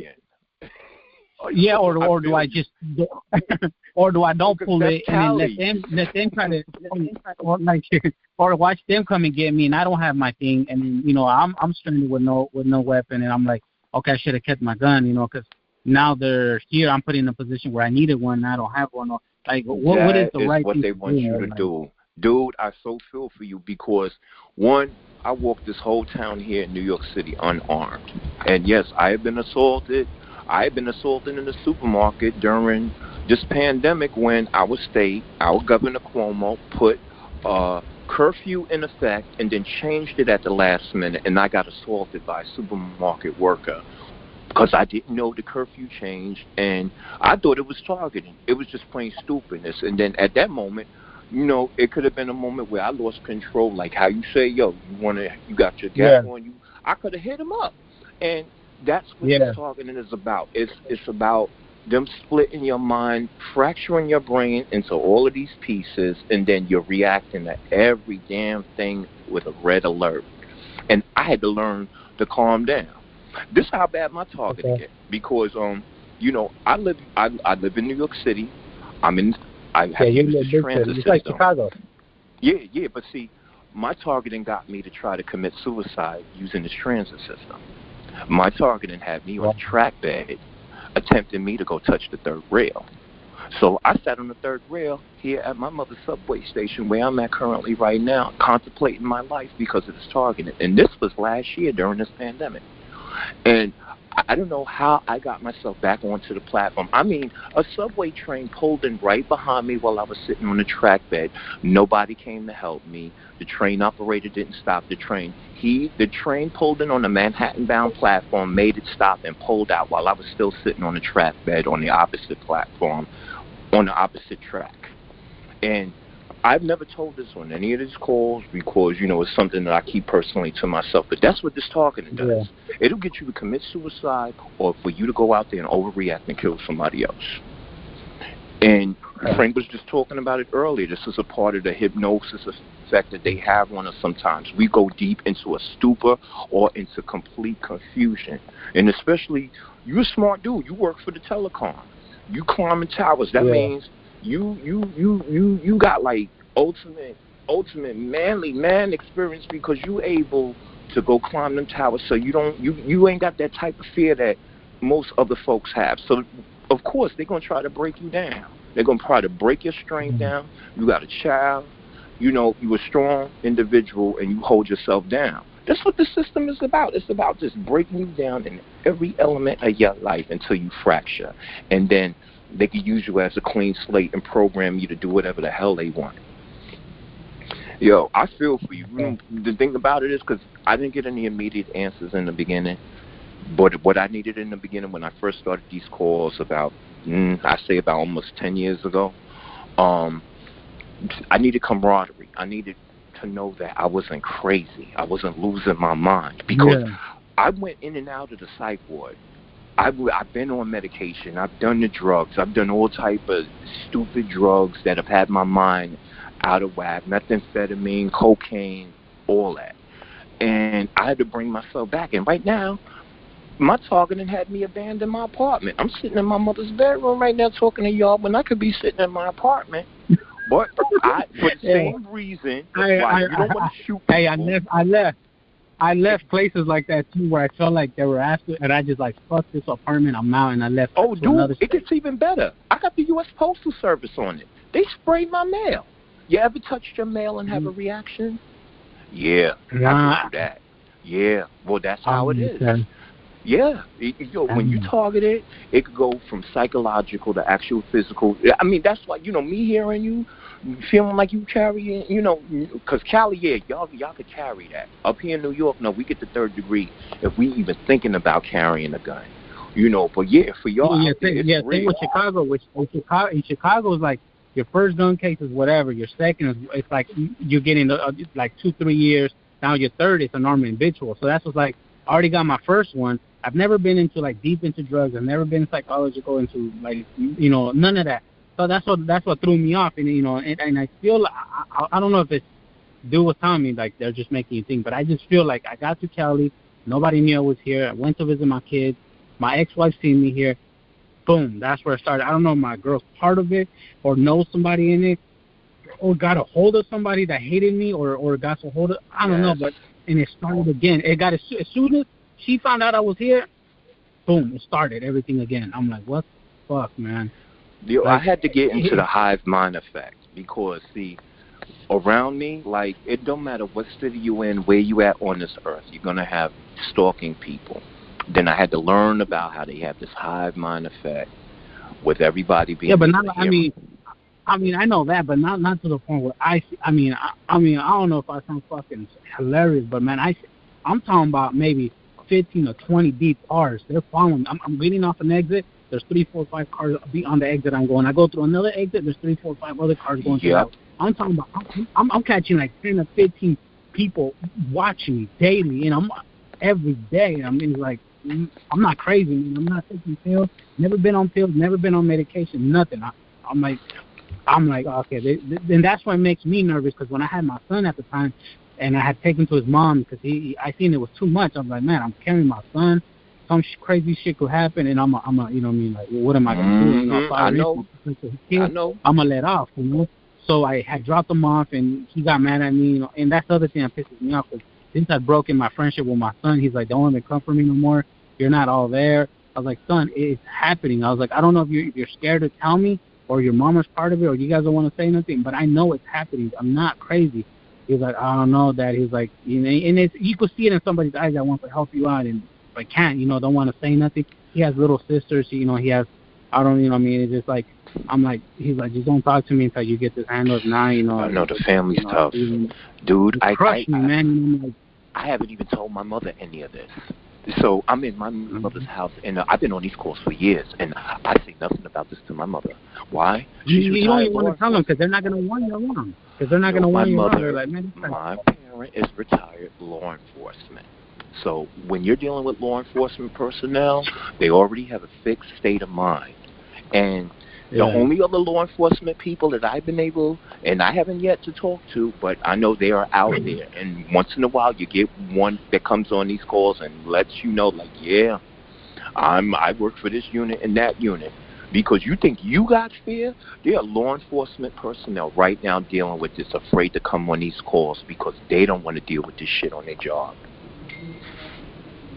And I have my parent that's been dealing with this shit on her job. And I was so glad that she retired from the shit. I saw it years ago. So it's like, for me to tell you, like, your son, give him some time. Give him some time because he may come around later on, or you may see something different. You may get stronger and realize that, hey, I got to leave my child alone for the best interest of his development so we can at least have some type of relationship. You figure it out. The more you come out on these calls and listen to our stories, and then you look at everything going on in your life, and then you actually be able to disseminate more, because that's what I've been doing all these years. And it's got me out of trouble. It's kept me out of lockup. It's kept me out of hospitals. I've been able to talk to police while I was drunk on the train ranting.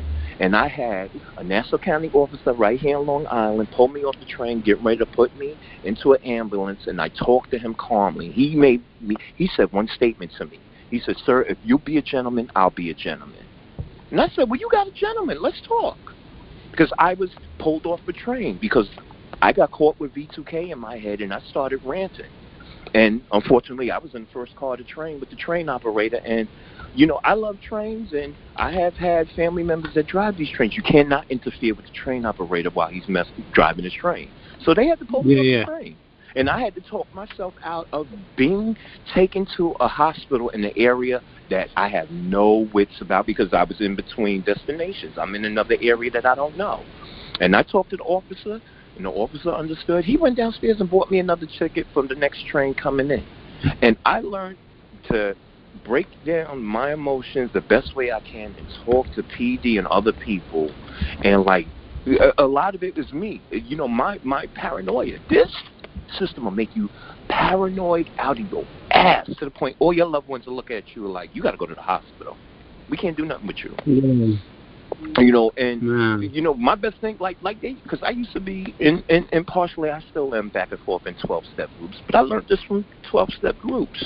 Keep coming back. And every time you come back, you learn a little bit more. You'll hear somebody's story that locks into your story, and then that means that's somebody you can talk to and maybe exchange numbers, and y'all could talk regularly and help each other out day to day with your issues. And then you got a rapport with a targeted individual that can actually help you down the line, and you'll meet a whole group of other targeted individuals. And you got a whole bunch of them in California, because that's targeted individuals. That's what somebody was telling me that in the Bay Area, and I'm like, man, I'm trying to get into something. Yeah, because I'm being, man, I'm not being like, I'm not, man, I've never been through I've been through some gang rivalry things, but this is something else, man. Like, this is like, man, 20 car deep, man. I'm talking about, like, this gets real, and I'm like, holy, like, excuse my language. With the gangs. How you think they modulate the gangs so they can make sure one gang get higher than another? It's this system. It's the same system they use on the military. Yeah, but here where I'm from, dude knows that dude from Antigua knows. Here where I'm from is nothing but Norteños, man. I'm a Norteño. So I know what runs here. To the point where not even my own people want to help me out, then this means something is really, like, I'm being targeted for something. You still be connected with your people, but you're becoming more independent because now you're figuring out this shit. And then your people going to be looking at you because you're aware. You're aware. This is a control factor. It's a control factor to dominate humanity, period. And it seems like anybody that's aware that's going on, you just become a target because you're aware. You see, it's like what's that show? It's like you see all the cracks in the frame of a video where they're trying to sell you an illusion, but you're looking at the video and you're saying to yourself, this is fake. This is fake. That's fake. And the people are getting pissed off because you're noticing that they're playing games with you. And naturally, anybody that's got positive, good heart, you're going to get nervous. You're going to get scared. You're going to feel paranoid. Like, what the hell is going on with all these people? You questioning yourself. I did it a couple of times. I walked into the psych ward begging for medication. And they laughed at me. I said I got targeted in the hospital. That's the real thing. Yeah. When you walk in the hospital and then the targeting is in the hospital with the hospital staff, the patients, the head nurse, all of that, and then you sit there and look at yourself, be like, why the hell did I come up in here? Because I'm telling you this just to keep you from going down the road a lot of us have gone through. You know, because they'll get you to the point where you're literally begging for medicine or just somewhere safe to stay so you don't harm yourself or anybody else. And it's got to that point. So what hey, gentlemen, this is Wyoming. Can I make a comment? Yeah, go ahead, man. Yeah, go ahead. Yeah, with regards to the vehicle stalking, what they're doing, in my experience, is they've either proximity hacked your phone, or they'll create a false tower and pin your location, and then they disseminate your location, which is all figured out via computer systems of where you're headed, and they'll send the gang stalkers to follow you, which is very, very real. What you're going through is very real. I've had them 20, 25 deep. They'll block. Yeah, it don't matter what city you go to. Yep. And well, you either have probably a what's called a hard or a soft install in your vehicle, which is a soft install is a GPS tracker that's working off a battery. A hard install is one that they've wired in your car. Either that, or they've hacked your phone and they're capturing your location and everything you do in transit. I tried the IP. I tried the IP changer, because I'm into computers. So I tried the IP location changer. I tried I wipe cleaned my whole phone. I downloaded new apps, firewalls.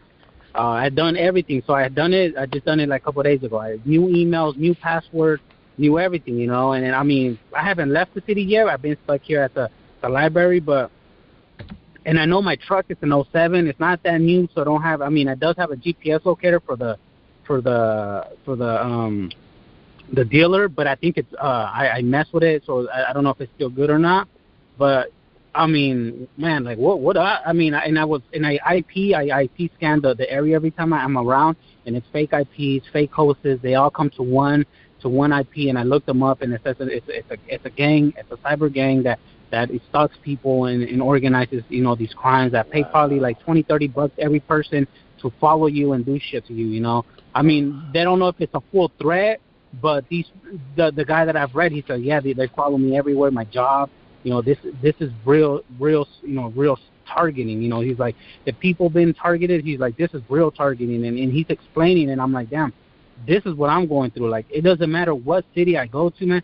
They know where I'm at. They know where to follow me. I wipe clean my data. I've changed numbers. I switched numbers. I called my carrier. Like, dude, and it's like I was saying earlier. I feel like it's my ex-wife in it too, because as soon as I got to California, I was here like a week and I was cool.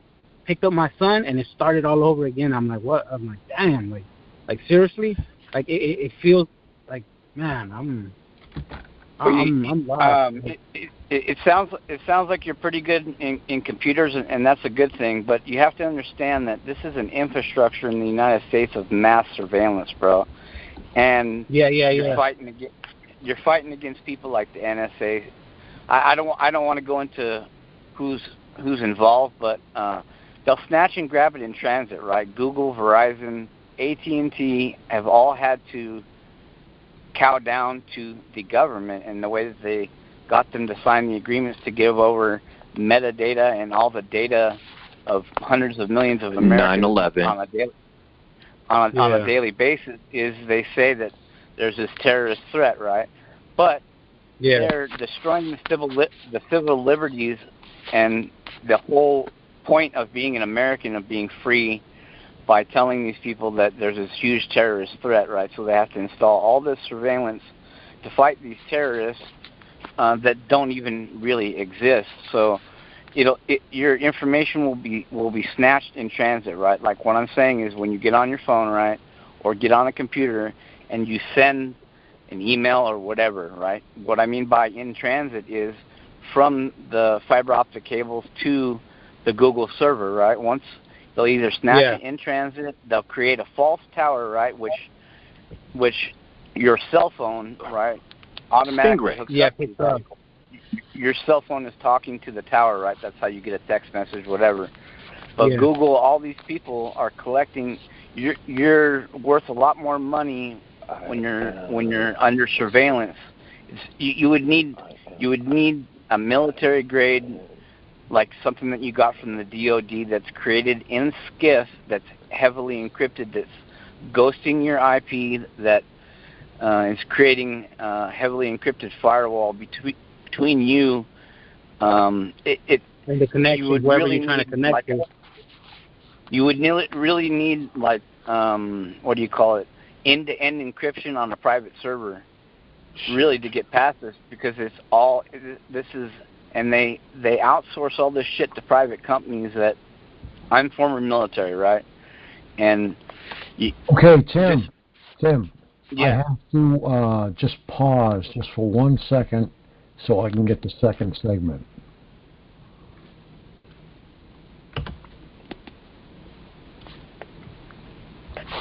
Okay, we'll give it like about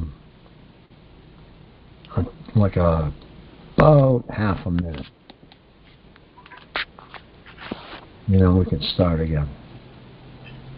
I can only put 2 hours together because most of the streaming companies will not take anything over 2 hours. Okay.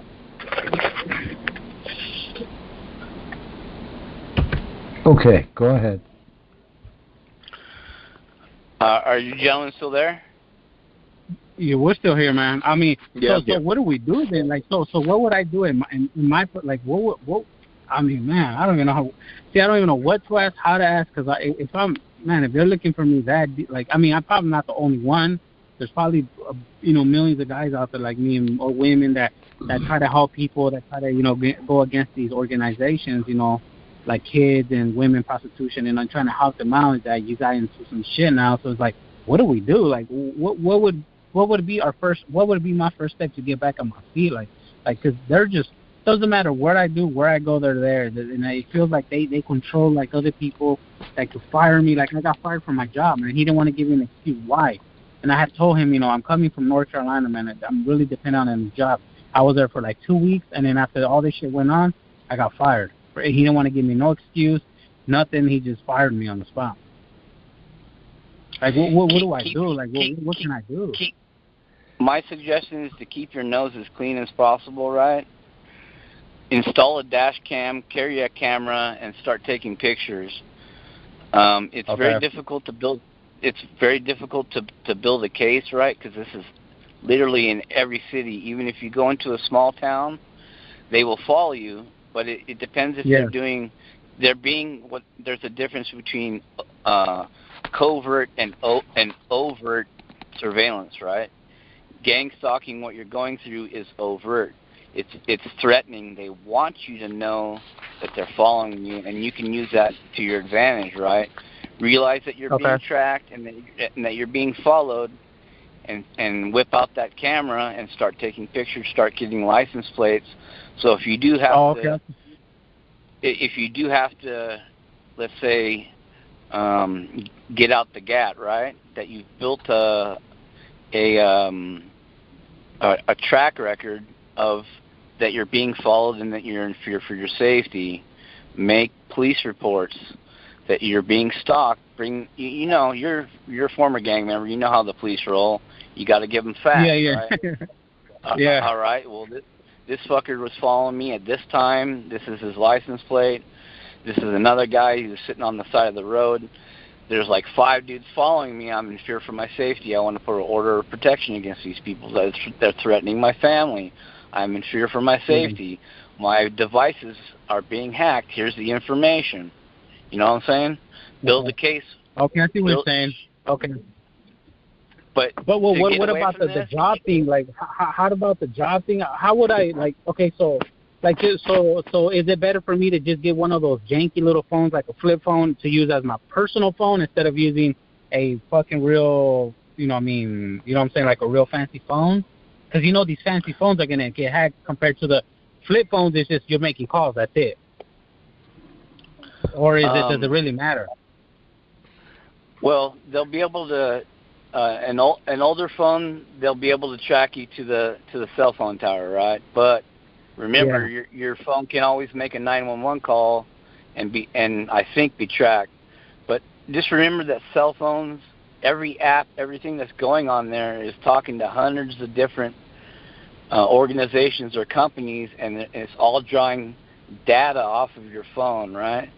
So unless you have if you reduced all your apps and heavily encrypt everything, right? So make it, all you can really do is harden your device against, make them earn their salt, right? So they appreciate a little tradecraft because they're in the spy game, right? So harden if you know about computers, you can use peer block, right? So you can block every IP address on Earth.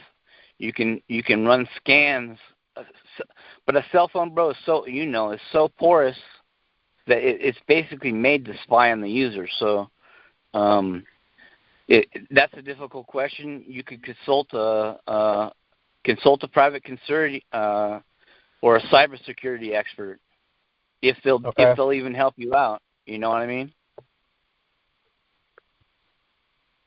Yeah, man. I'm like, man, don't get me wrong. It is kind of, it's not frightening, but it's just weirded out. All these people following you. You want to know why they following, you know. And then another thing, I don't want to just pull my gap out and start blasting at these people, is because, like, what if they're being told something, you know what I mean? Because what if they're being told, like, oh, yeah, that guy is a child parent, woo-woo, and you're really not, but that's what they're just being told to follow, you know. They're being lied to, too, or they're just being paid this amount. So it's like, man, you know, I have kids, you know, and I've seen some of these people that follow me, they have kids in them, you know. I'm like, man, like, literally, like, seriously, man, like, you have kids in your vehicle and you're willing to take a chance of following me, you know what I mean? You know, man, I could be some psychopath and just start shooting at you in front with your kids in there, you know, like, man, like, I just have a heart that I just feel like, man, I don't want to, you know, go to that point where I have to shoot somebody, you know, like, especially how you see these people, man, like, it's crazy, like, it makes me think, like, man, some of these people need a wake-up call. Like, that's what I'm hoping, like, the federal agents or somebody could help me out the proper way, because some of these people really need a wake-up call, man, because they're carrying their kids, man. Like, I swear, man, I'm going, there's a full family of cars, the variety of them, with families in them, man, with their little babies and everything, following me. And I'm like, man, these guys don't even know who I am, man. I could be this killer, man. Or I could be, you know what I'm saying, and I could just go off and hit all their family. And I was like, you know, but my friend tells me maybe sometimes some of these people need a wake-up call. Like, man, this is not the type of life you guys need, you know. Like, just a wake-up call, not from you, but maybe from, you know, hopefully, like I was hearing earlier, Frank saying that, you know, the federal government is going to get into this, you know, for us targeted people. It's like, man, I'm hoping, because some of these people really need a wake-up call, man, because it's the decisions they put their families in, it's not a really good one, man. Like, I don't know. I'm lost, man. I just don't know what to do. I'm like, man, like, I'm to the point where, like, I'm sleeping in my car, man. I'm like, I lost my job because of that. And I'm like, man, what, like, my family don't want to help me, and I'm like, you know, I'm not no meth addict. Don't have a background of meth, don't have a background of druggies, don't have a background of mental issues. I don't have a background, none of that, you know. I do have a background of gang violence, but nothing, you know, like that, where it'd be like, yeah, there's more of a, you know, that he's mentally not. None of that, man. So I'm like, what do I do? Like, I mean, I know I get all these people to tell me, but it's like, man, like, what is a proper thing to do, man? Like, I mean, I'm to my last straw, to my last stand up. I don't know what to do no more. Like, do I just give up and say, fuck it, you know, like, whatever happens, or do I just keep moving, or is there even going to be a change down the road?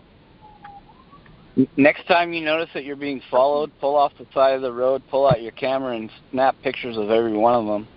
See if that backs them up. Okay. I'm gonna try that, man.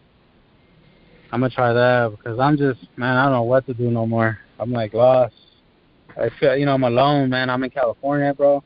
Alone. You know, my kids don't want to talk to me. My brother don't want to talk to me. I'm like literally alone here. You know that. There's a lot of TIs in California. Southern California, Central, you name it, and they're all over California. Keep coming back to the call. What? There's a lot of what? There's a lot of TIs in California. Okay. Okay, I'm gonna look into those. Central Cal. I'm in Northern California. Like Central California. Right, but you know, I mean, But keep coming back to the calls and listen with your 2 ears, and you'll learn a lot. Okay. And learn to be calm. Don't react emotionally.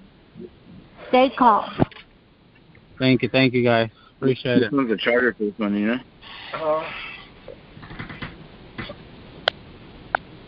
What now? The charger? No, sorry, I gotta take it off mute.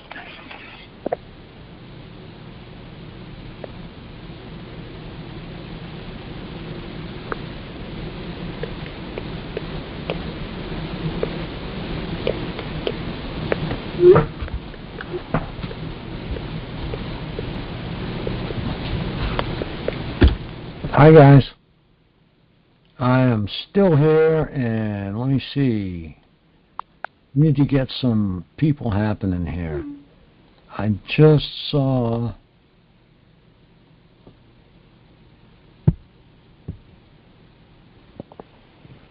Lucio? Yeah. Lily's on. Let me see. Yes. Do you know we have calls every night of the week? Excuse me?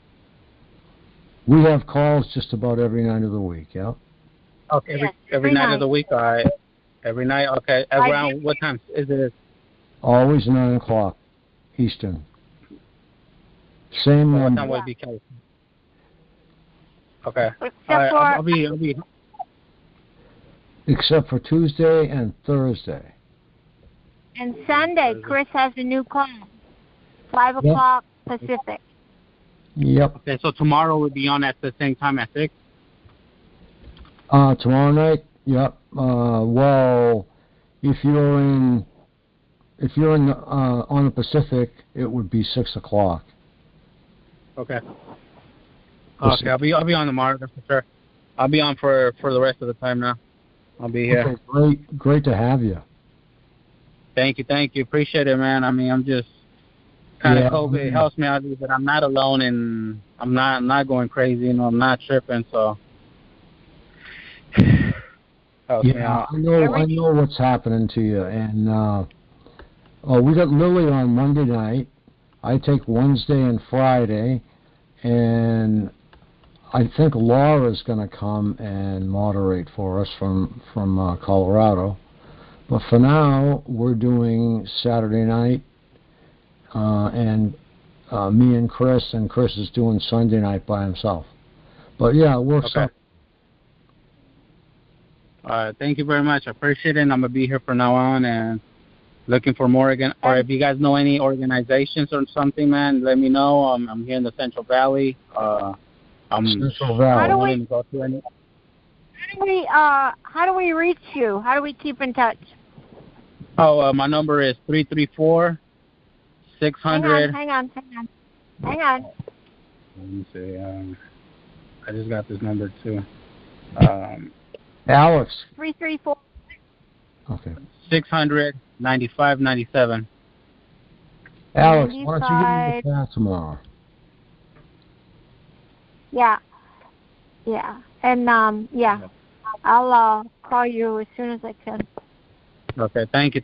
Now, I just thought maybe staying off social media, you know, where my IP could be shown. Thought maybe that's another way to kind of get rid of these people, you know, like staying off social media, Snapchat, Facebook, staying off all. I mean, I'm doing whatever it takes to kind of just keep keep these people away.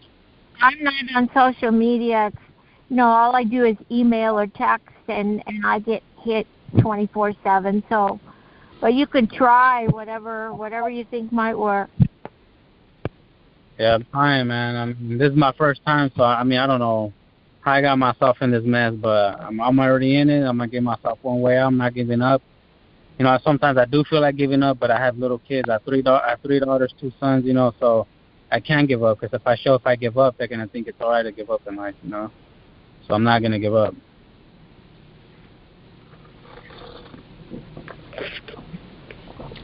You can't give up, ever. No. When you feel like giving up, okay, you call somebody. You call me, you call Lily, you call Chris, call somebody. Call Ella. Okay. Call anybody, okay? But don't give up, right? Because this is where the hypnosis part takes over, all right? They're giving you subliminal information, saying, take your life, take your life, take your life, over and over and over again. Yep. Don't let them talk you into it. Life is God-given. It's not for a man to take away. Yeah. That's true. That's right. And keep in touch with other targeted people or other TIs, whatever you want to call us. But always call somebody and make some friends among TIs. And I wouldn't tell anybody who's not a TI about what you're going through. Yeah, no, that's why I kind of... We know everything. I tried that already. Yeah, okay, good. Because we know everything you share is the norm for us. So we know you're not crazy, and we've heard it all. Yeah, I've tried that, and people are like, I think you're just tripping. I think you're doing drugs. Like, dude, I don't have no drugs, no symptoms, no needle marks, no tread marks, no track marks, whatever you want to call these things. I have no symptoms, nothing. I was like, I'm not on nothing. They're like, oh, maybe you need pills for your head. I'm like, no. It's like, maybe you're not trying to see the bigger picture that I'm trying to see, that what's really going on, you know. And then it flips. They're like, well, you think I'm against you now? And I'm like, no. So that's why I learned my lesson, not to talk to people that are not in my shoes. So just keep it to myself.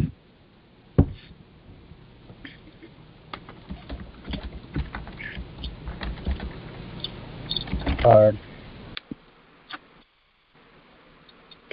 It's really hard, especially I haven't seen your kids for 5 months, 4 months, and I feel like it's my ex-wife involved in it, but I could be wrong. It could be like the guy was saying, that that's what they want me to think, but I feel it because I got here. It was okay in California for a couple of weeks until she knew I was here, and then it started again. I just feel it. I could be wrong.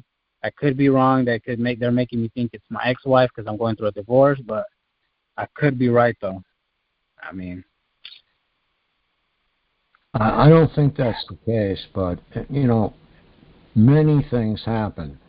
It could be your ex-wife's new boyfriend. You know, it could be anybody. You know, really. But I appreciate you guys, and I thank you, and I appreciate you guys. You know, I like coming to this. We got somebody that's trying to speak. Hold on.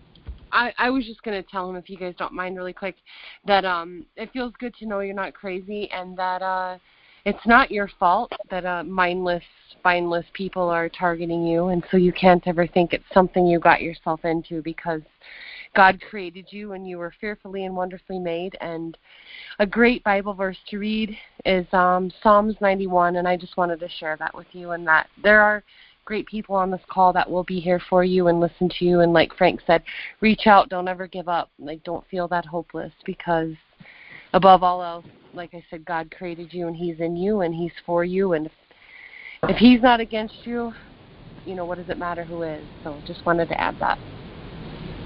Thank you. And Psalm 91 is one for TIs. In fact, you should read it. On the call, I mean. Sure. I'll read it. Where is it?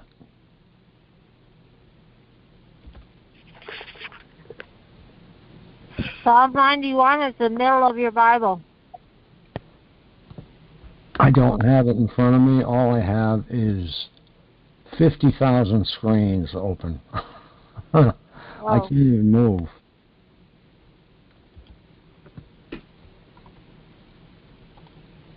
What was it, Psalm what? 91.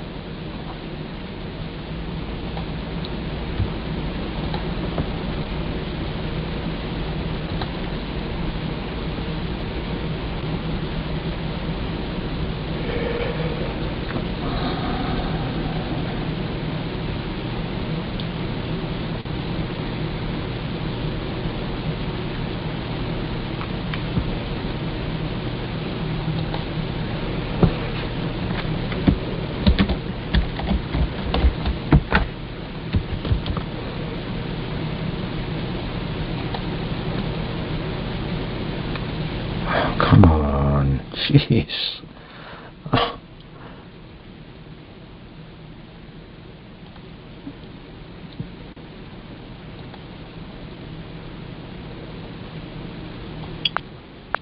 Okay, I almost got it here, I think.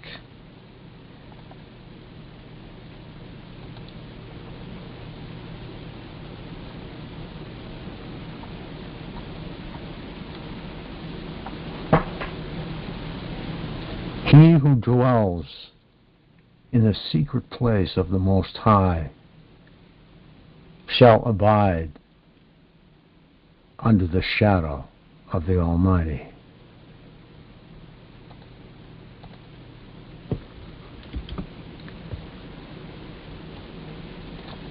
I will say of the Lord, He is my refuge and my fortress. My God, in Him I will trust.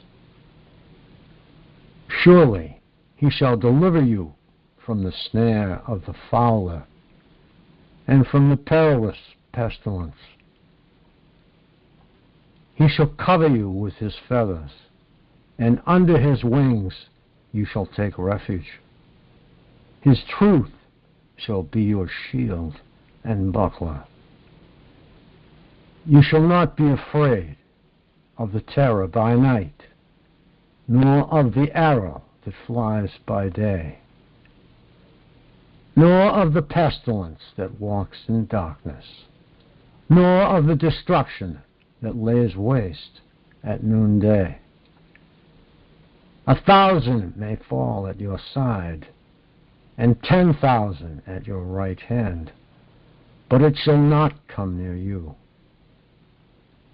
Only with your eyes shall you look and see the reward of the wicked. Because you have made the Lord, who is my refuge, even the Most High, your dwelling place. No evil shall befall you, nor shall any plague come near your dwelling. For He shall give His angels charge over you, to keep you in all your ways. In their hands they shall bear you up, lest you dash your foot against a stone.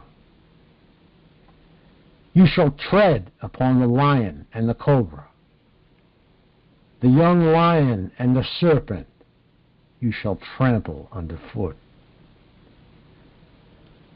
Because He has set His love upon me, therefore I will deliver him.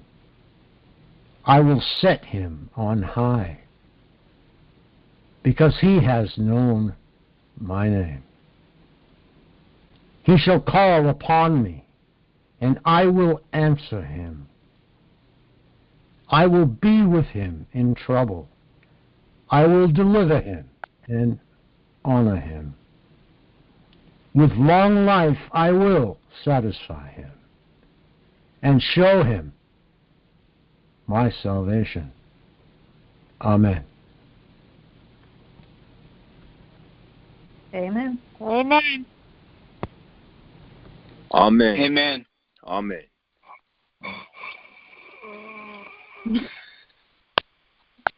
Amen. Amen.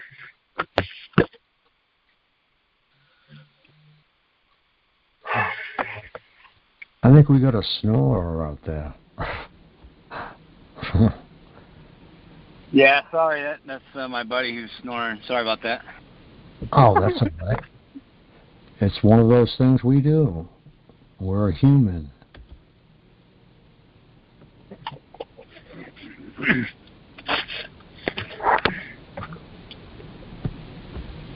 Okay, do we have any business to come forward? Would anybody like to share something personal? Not necessarily about targeting, but something that they would like to share that would make them feel better. Something to get off your chest.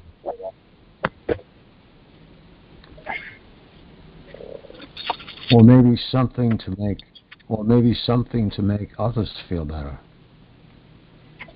Your choice.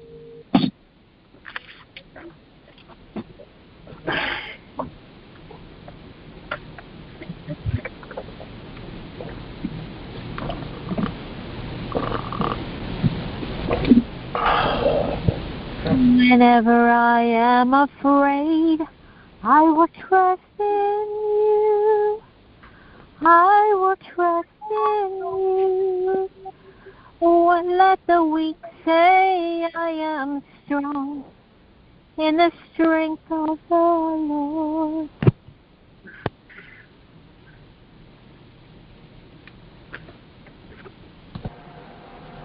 Very nice. Very nice. That was beautiful. Beautiful.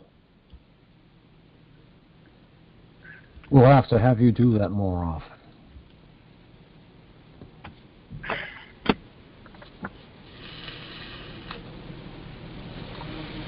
I got something for y'all. Yes, sir. Go ahead. It's also a song, but I'm not singing it. I'm getting ready to play it, though. You want to hear it? Here we go. Yes, sir.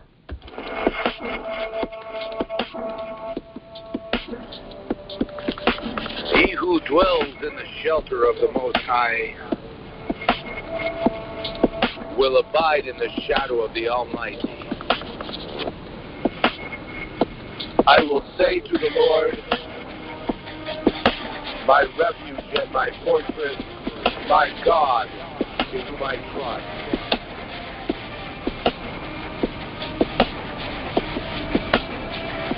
For he will deliver you from the snare of the fowler and from the deadly pestilence. He will cover you with his pinions, and under his wings you will find refuge. His faithfulness is a shield and buckler. You will not fear the terror of the night, nor the arrow that flies by day, nor the pestilence that stalks in darkness, nor the destruction that wastes at noonday. 1,000 may fall at your side, 10,000 at your right hand, but it will not come near you.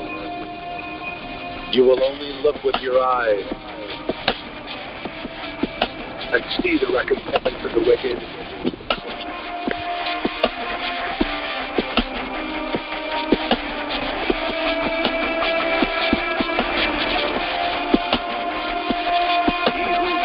In the shelter of the Most High will abide in the shadow of the Almighty. I will say to the Lord, my refuge and my fortress, my God, in whom I trust. Because you have made the Lord your dwelling place, the Most High, who is my refuge. No evil shall be allowed to befall you. No plague come near your tent. For he will command his angels concerning you to guard you in all your ways. On their hands they will bear you up, lest you strike your foot against a stone. You will tread on the lion and the adder. The young lion and the serpent you will trample underfoot. Because he holds fast to me in love, I will deliver him. I will protect him. Because he knows my name. When he calls to me, I will answer him.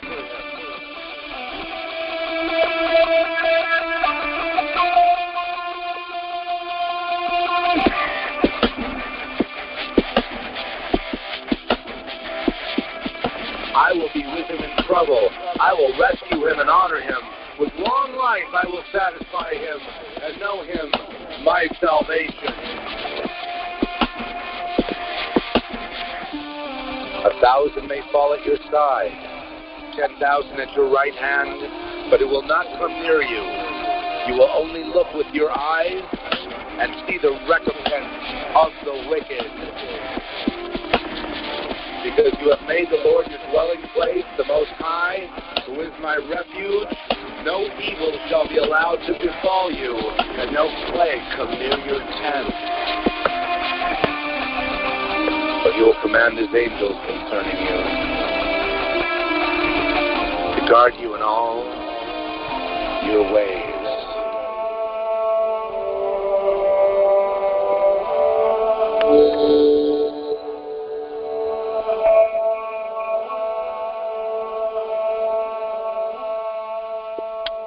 The artist's name is Zeph Daniels.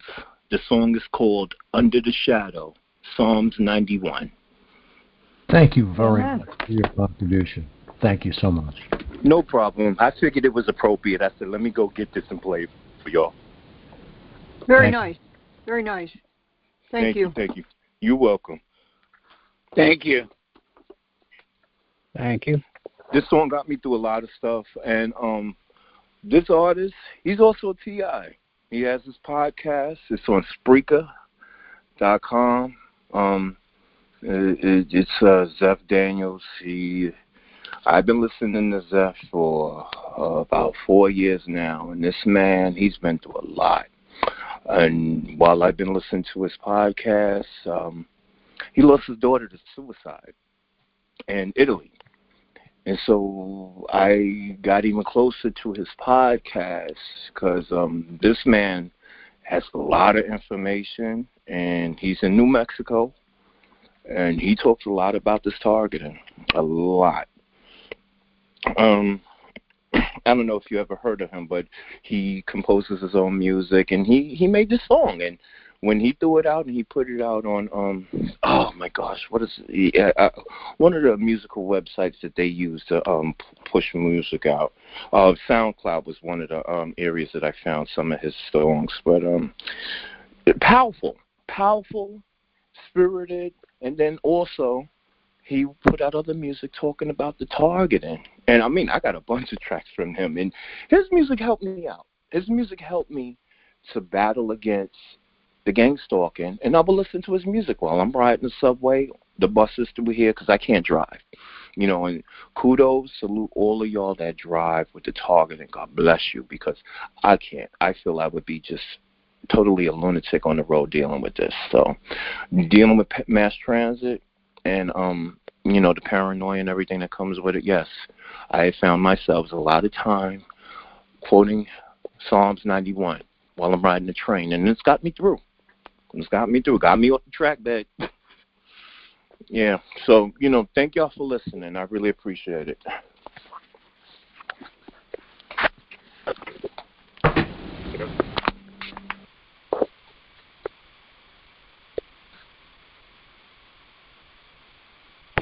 Okay. Yeah, I hear ya. Does anybody... I was just going to... Go ahead, sorry. Does anybody else have anything they'd like to add? And go ahead, ma'am. No, I was just going to say I appreciate that what he just shared, because it's always music that ministers to me, and I can play. If it ministers to me, if I'm having a bad targeting day, I can play the same song over and over and over 100 times and not tire of it. And by the time I'm done listening to it, I've been lifted up. So thank you. And thank you. We have so many people here tonight. It's a Wednesday night, and we don't usually. Well, yeah, that's about right. We got 60, 65, almost 70 people almost today. And that's good for Wednesday night, and I appreciate the support. I appreciate you all very much, and I've dedicated my life to killing this. I'm going to kill it dead, and I won't stop until that's done all over the world. And the U.S. is first, and I think we've got a real good foothold in the State Department. And I hope you all have written.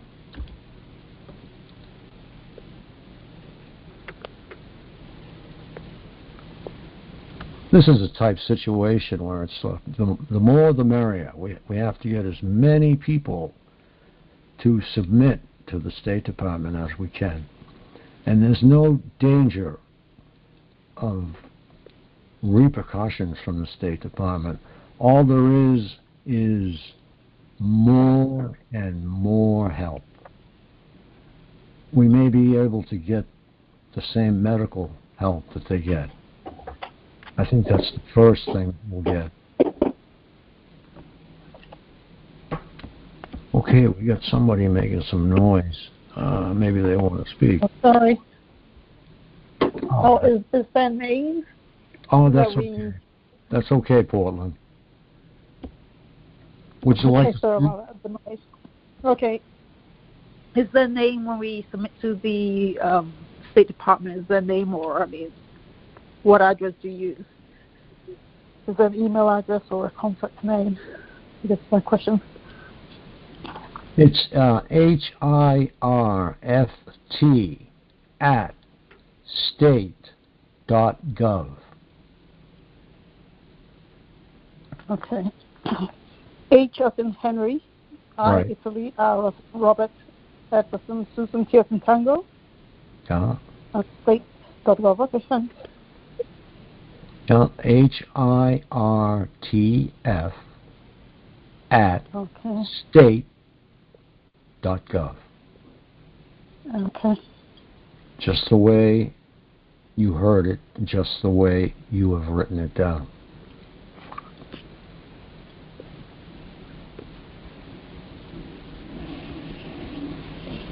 Thanks. Oh, most certainly. You're quite welcome. There. I have a tongue here somewhere. One more time. It's HIRTF at state.gov.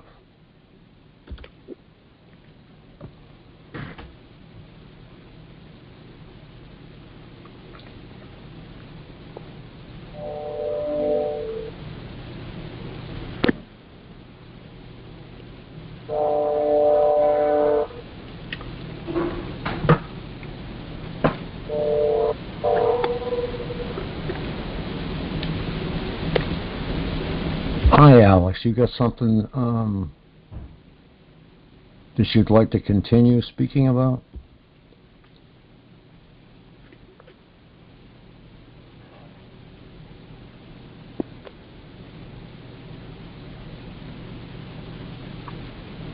I guess not. Well, we have, let me see, it's blanked out here. We have almost 60 people in here still. So I'm sure that out of all these people, someone has something to say. And it's Wednesday night, open microphone, which means you can grab it and you can speak. Hey, Frank. Hi. Hi, how you doing? I'm doing okay. Frank, isn't this Friday night? This is Wednesday night, I hope. Unless I lost a couple of days. Oh. Wednesday? No, it's Friday. Yeah, that's what I It is thought. Friday. It is Friday. Oh, no. I thought I was losing it altogether. Wow, I hope I put Friday on my mailing. Oh, no. Thank you, Frank. I'm going to mute this. It is Friday. You know what it is? The perps just stood all over the date. Yeah, I'm terribly sorry. Yeah, it is Friday, and we are staying up later than usual tonight. We're going probably all the way till 3 or 4 a.m. Oh. Well, it's late until people are just sitting there in a stupor. That's what I call it. Are you feeling better? Yeah, I'm feeling a lot better. My voice hasn't fully recovered, but it's on its way. Good, good.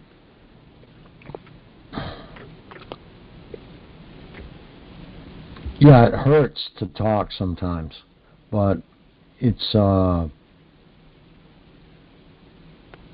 very gratifying to be able to address you guys and listen to your stories and listen to your complaints, listen to your solutions.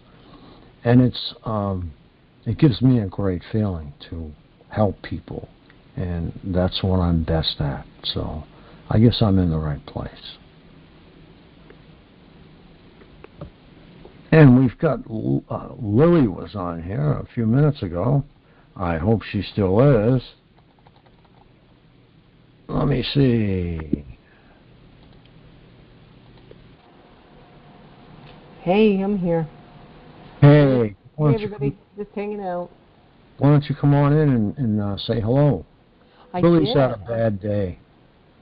Well, yeah, she's had a bummer of a day. Yeah, I know. We all do, though. Some of the days are worse than others, though. Yeah, but it must be really bad because you never, ever let it show. Yeah, I know. It's been a hard week, actually. There's, stuff obviously we have stuff we don't talk about, but, so anyway, I, just doing some reading and, plastering information all over the, Twitter, and I decided to just sign up for Twitter, probably temporarily, because of the Havana Syndrome controversy. I started following all the news outlets, agencies, 60 Minutes, those kinds of people, and some of the attorneys that work on some of these cases. So I put proofs on there, so like patents or articles or some of the tech document stuff that's published for the tech, that kind of thing, historical documents, anything. And I wish I could upload. You can't upload onto Twitter unless you have it already uploaded online, I guess. I don't know, something like that. So I don't. Oh, you can upload anything you want on Twitter as long as there aren't too many letters, characters. What I usually do if I'm going to put something up there that has a lot of wording in it, I will usually snap a picture of the whole thing, picture and the wording. And if there are any links, you can add those afterwards. Yeah. Anyway, so okay, well thanks. I'm trying to just download, upload, type, so much stuff, there's just so much out there. I've been on a tear about just how you would, in an organized way, present this information, and to somebody, to whomever. And I've come up with just a real basic concept because you have to kind of start at ground zero with some people. And just establish that there are weapon systems like this that exist, and what can they do, right? So start there, what they are and what they can do. And then you have to ask the question, if the most powerful agencies in the world had unlimited resource, what would they do with those weapons if they could accomplish all those different listed things, if they could do, all those things? And so the answer to that would be research, right? They would open up all kinds of programs and research all of the things that incorporate what it is being human with testing.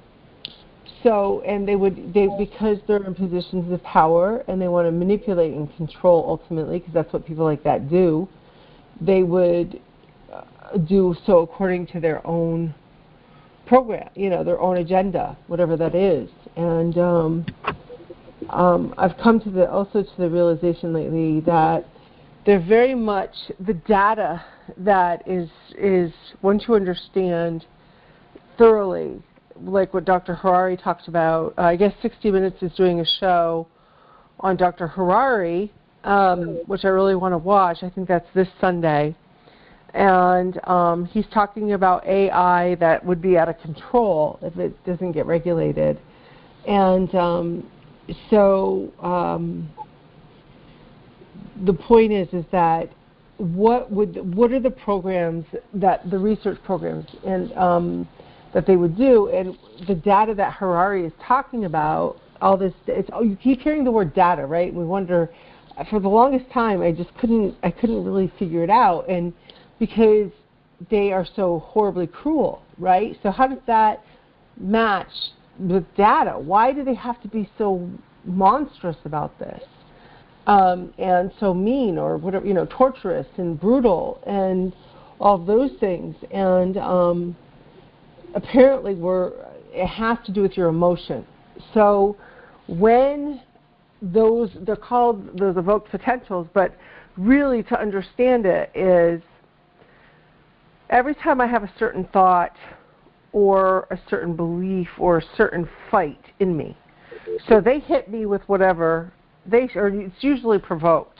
So they'll say something, it'll say something, the automated whatever response will say something.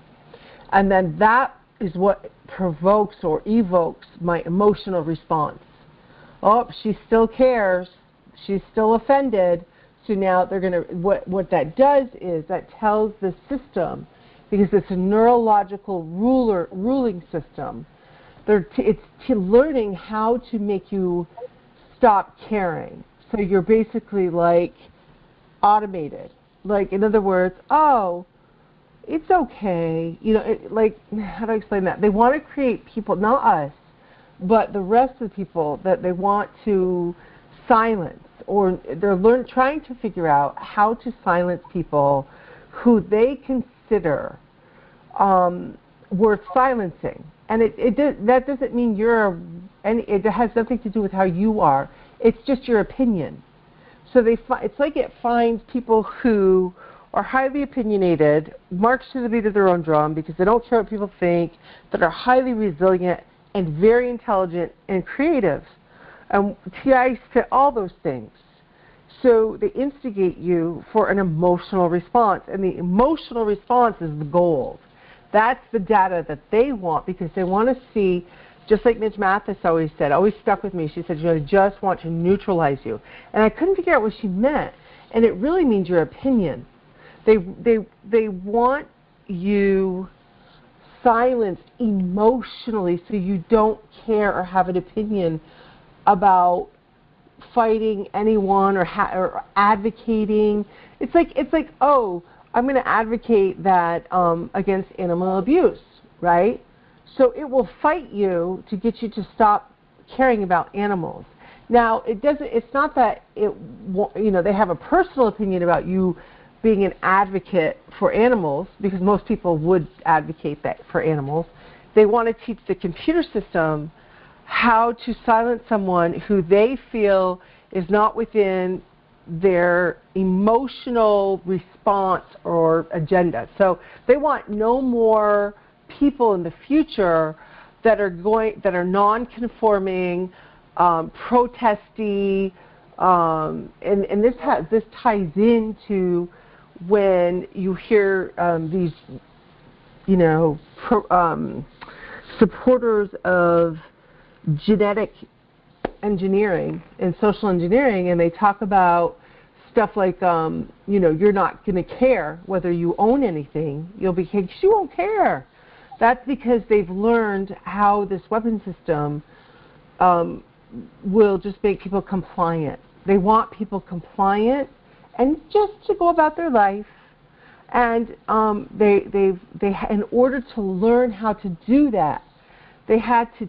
It's like part of the big chunk of the torture piece is to provoke emotion constantly, keep our brains, constantly thinking, so it can react. Once we react, it can digitally upload that emotion, and it's so hard to understand. But any kind of energy any kind of emotion is an evoked potential, and they can code it like zeros and ones. And it's an emotion, so it shows the computer system, okay, that you're connected to, what that emotion looks like, why, the fact that you're still offended, and it wants to see what it's going to take for you not to respond. And so what you have to do, and that's why it's so important for us to not react when we take it so personal.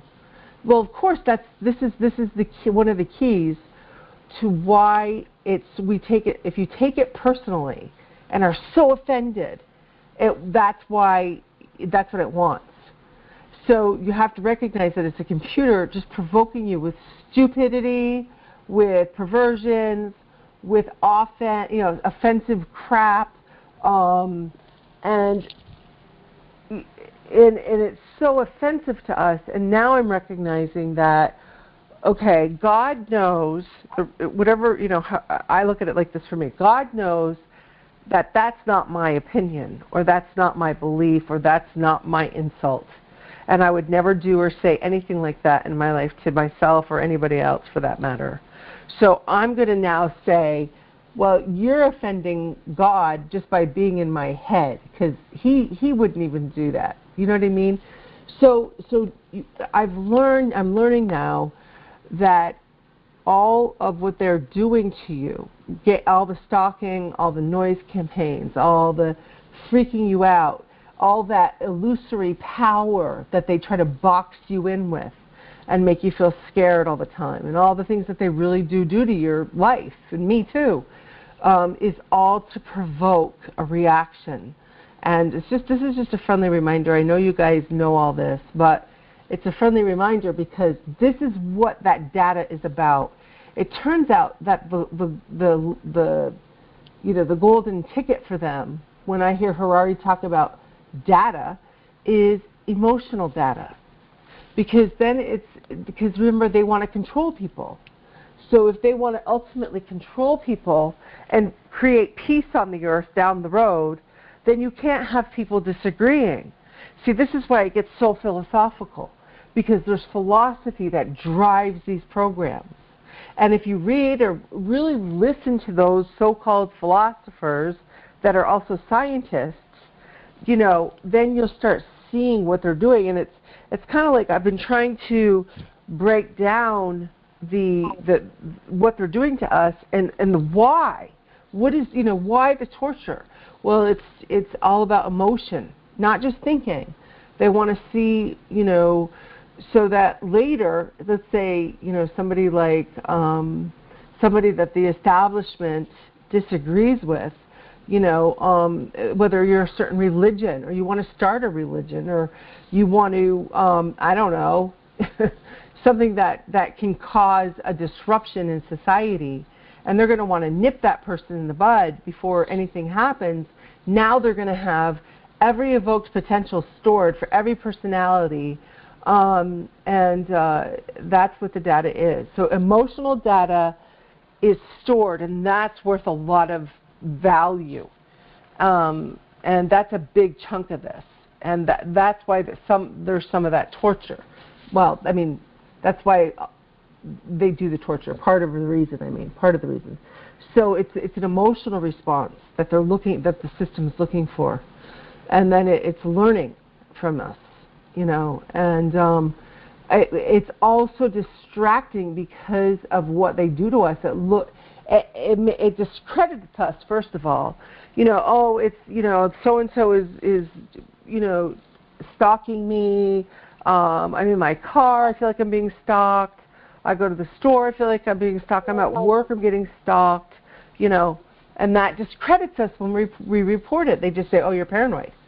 Well, that's their strategy. They know if they keep you scared and feeling hunted, then really they're just mapping your brain and doing stress responses.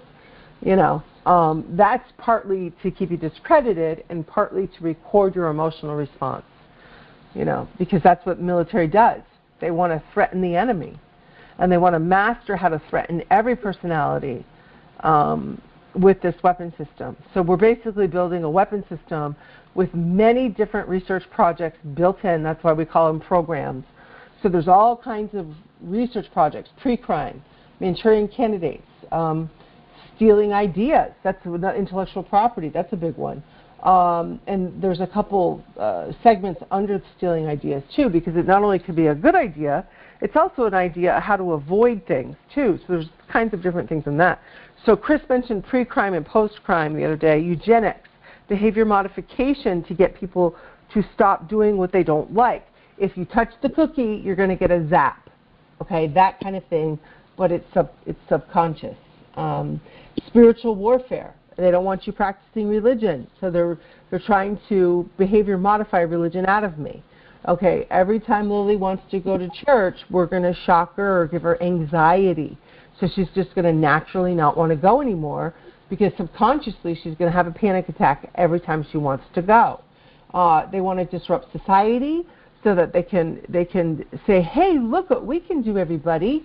All those shooters are now stopped. We're going to be stopped because we can predict pre-crime. You know, we know neurologically whether they're planning to shoot someone, and we can stop them. Everybody's going to behave now.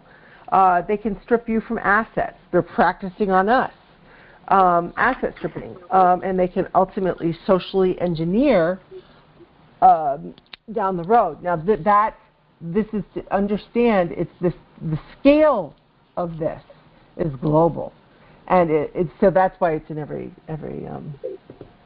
country. So I'm trying to just, come to terms with all of this and really look at the whys and of what they're doing,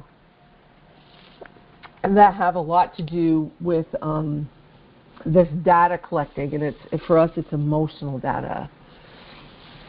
So that's what I'm working on right now, just putting that all together, because I'm trying to research and do all this work and to figure out best how, to put it all together in words that are understandable for everybody, Anyway, so that's what I'm working on.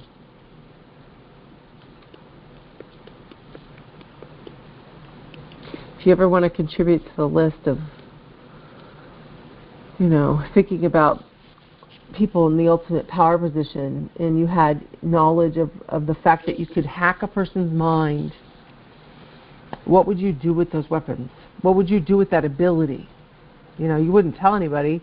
And even if you did, then you'd poo-poo it. You'd discredit it. That's just, for zombies. Ha, ha, ha. That's mind control. Ha, ha, ha. That's for crazy people. Put your tinfoil hat on. That's what you do to that. Not let people know that you're socially engineering the whole damn planet soon enough. And causing catastrophes to program this stupid thing. So yeah, that's lovely, isn't it? Aren't they a good government? Yep. And that, my friends, is the deep state. So that's what's controlled. That's why all the political division. See, the deep state's causing all the political division. So that it wants to. That's their goal. Their goal is to and you have to research chaos theory. So chaos theory says throw the whole world into convulsions and instigate violence amongst citizens, and racial divisions and hatreds, and religious divisions and hatreds, and call up every single social group and put them all against each other. I was just watching a video of an archbishop condemning the Pope over Masonic stuff. Okay, so now they're going to devour each other. You see how that causes friction? And that's their goal. And they're going to push that to the nth degree in society until things start falling. And that's their goal. They want to destroy traditional everything, and that's the Great Reset. They want to destroy traditional beliefs and religions because they feel two things. They do not like church with state. They do not like the power religions have over politicians and over societal groups. So what are they going to do? They're going to neurologically slow down, start affecting religions, neurologically. So you get the panic attack whenever you try to go to church or whatever, or they throw you into discontent or whatever you want to call that because you go to church and it feels like everybody's perping you. Well, that's all a psychological operation. They want to see if it works on you, and believe me, they're doing that to other people too. They just don't realize it, and it's probably much more in the form of anxiety or division or whatever. And sometimes they instigate just someone to be outspoken against someone at church if they see, some type of injustice. So they do that too. It does that. This is why it's so profound to fathom. If you feel perped and it's just a side talk kind of event rather than an actual stalking incident, it's verbal, but it's sideways, then that is synthetic telepathy coming at you sideways. So you've got to know the different kinds of stalking. There's AI instigated stalking through words and manipulating, oh my God, everybody knows what I'm thinking today, that kind of feeling.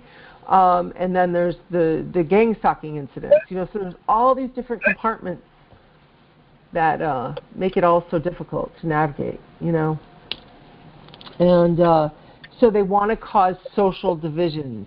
And if you understand chaos theory and hyper game theory, which I don't fully, but it has to do, it's like a process of elimination. And the way they eliminate ideas or concepts, it's like a war of the minds, which is why we get so upset in our mind when we're being disrupted by somebody, and that's what hive minding is.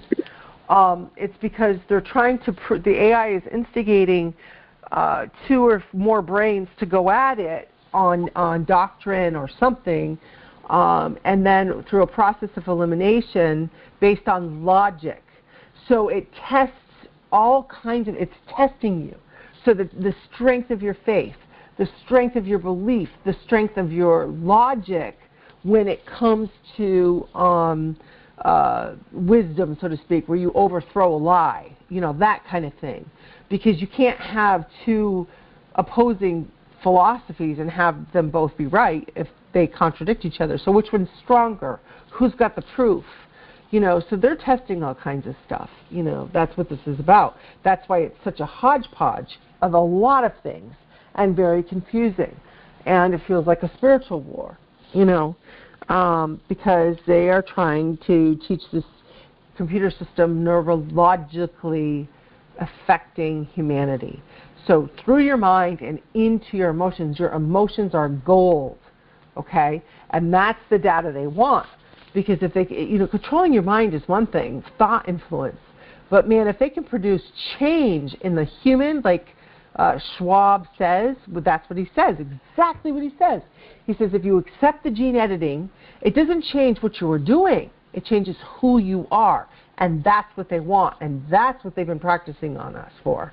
They want to change not, my routine every day or my career. They want to change how I feel about something I'm passionate about or compassionate about. They want to, that's the gold for them. Because then they can change religious belief according to their agenda. And they can make or break people according to how they feel.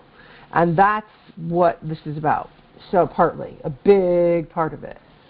And so when they provoke you and when they stalk you, that fear is to disable you momentarily, and it keeps your brain in hyper alert state, and it's doing other things too, and keeps you thinking.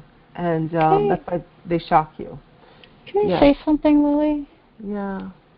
Is it okay if I say something? Yeah. Oh, I just want to say that I don't think they have changed who I am at all. Like, I feel like I'm the same exact person Me too. as I was. Yeah. Me too. Yeah, so I don't know what they're doing if they think they're going to change who I am. I mean, everything that I liked before this happened to me, like you could say cats or whatever, I'm still the same exact person. I feel the same passion as I ever did. So Good for you. That means you're winning. So that's exact. So I actually had this conversation 2 days ago. I said, this is a failed program. So ultimately, they're not going to be successful at controlling people. And this is what they're going to have to accept. I don't care if they have spent $96 trillion or not. They're not going to be successful ultimately at changing the human, because they can't regulate the heart, and that's what they're trying to do. And they want to take away free will, and they ultimately won't be able to. It's been 27 years of this crap, right, to change my belief, and I'll stick to my belief. Now so the counter to that is, well, okay, pardon me, if you don't change, then Lily, we'll just kill you eventually, or you'll have a short lifespan. So that's how they treat the TI. But later, if other people don't comply the same way, they will kill them. I think that's what this is ultimately going to be about. So either you're going to comply with their agenda, okay, whatever that is, and we're supposed to figure it out. Because I said, well, why don't they just tell me what they want me to change? When they're like, well, that would defeat the whole point. You're not supposed to know. They want to see if they can make the weapons change you. They want to see if it'll have success. And we're here to say, no, weapon system node builders, you will not have success over humanity. And, compliant people can still have an opinion. And but see, the establishment and the agenda, that's what that's what I really wanted to learn, but not really, because they just make me so sick. So their agenda is what it is, and they're just evil. And for the United States military to post on their website, one of the divisions actually posted satanic text. It was literally called their ode, like some kind of ode to Satan or something, about logic. Huh? They are Luciferians, so yeah, of course you're going to see satanic symbols on their site. Well, symbols, yeah, but this was actually, no, these were actually like the 10 tenets of Satanism. On like I think it was the Navy. It was the Navy's website. The 10 tenets of Satanism. It's bizarre. So there's that kind of thinking has been spreading like gangrene in the past, I'd say, well, for obviously a long time. But acutely, I've noticed it everywhere. Like, they're trying to make it seem like anything darkness is a good thing. So it's really this bizarre something going on, and I think that's to counter religion. They mock it all of it. If you believe in any of Scripture, they mock it. So meaning the AI system, or whatever you want to call it, the computer system we're attached to. Those aren't human responses. Those deep embedded V2K stuff, that's all programs that are programmed to oppose you, to change you. So it's just absolutely. Right. Light wins, God wins. They lose and result. Yes, God's going to win. That's right. The sovereign of the universe, I think this is definitely proving a point that humans can't rule themselves, and they've resorted to this level to try to rule people. Even more proof, So we need an adequate ruler that's capable of ruling humanity, and an actual ruler, huh?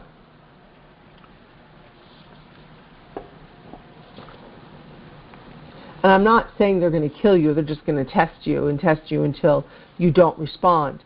So the key here is to not respond. I don't care what you think, computer.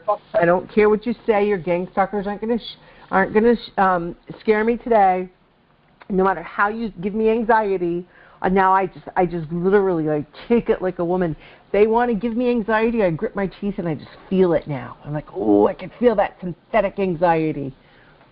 You want to mess with my emotions today? Okay, I'm just going to take it like a girl, right? Because I'm just dealing with AI, so they can do this to other people. So I'm also thinking of the other people that aren't going to like this. You know, I don't want them to suffer this. No human should suffer this. And every Joint Chief of Staff and every politician on their watch, and this crap's been built since, and nobody questioned it in the 60s and said, well, they're saying, you know, that was when stuff was kind of really written about. You know, they were testing all kinds of animals with fMRI eventually, and all the EEG, heterodyning stuff, and all those professors doing all this funk. And no nosy reporter was able to say, hey, wait a minute, that might not be a good idea. We better keep an eye on what the military does with that technology. Nobody said that. Nobody going, well, we just shouldn't trust them because, you know, hey, they don't understand. They made it like you know how spaghetti westerns are silly, kind of like B movies, you know? They turned this technology into like a B movie. It's like a it's totally discredited. So it's like a joke. Meanwhile, everybody on the frickin' planet practically is connected to this now. If you've ever been perped at a church or with words, that is, with synthetic telepathy, when you're out and about, that person is remote neuronally monitored because the AI system is telling them to say that at that specific moment. It's manipulated that event, that verbal event. And if that's the case, that means they are monitored and uploaded, yet not targeted.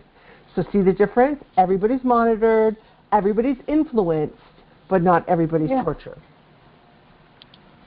So you've got to keep that in perspective.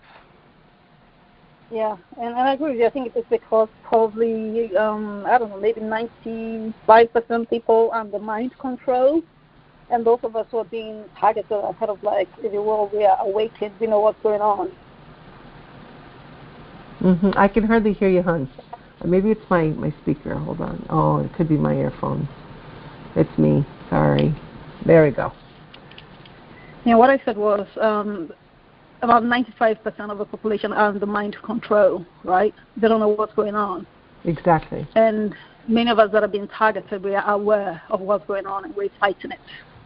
Right. You know, and I'm not scared, I'm just like pissed. You know, I'm definitely not scared of them, and they know that. Yeah. And they're listening, so, you know, it's just annoying. Yeah, and you know, that's the difference.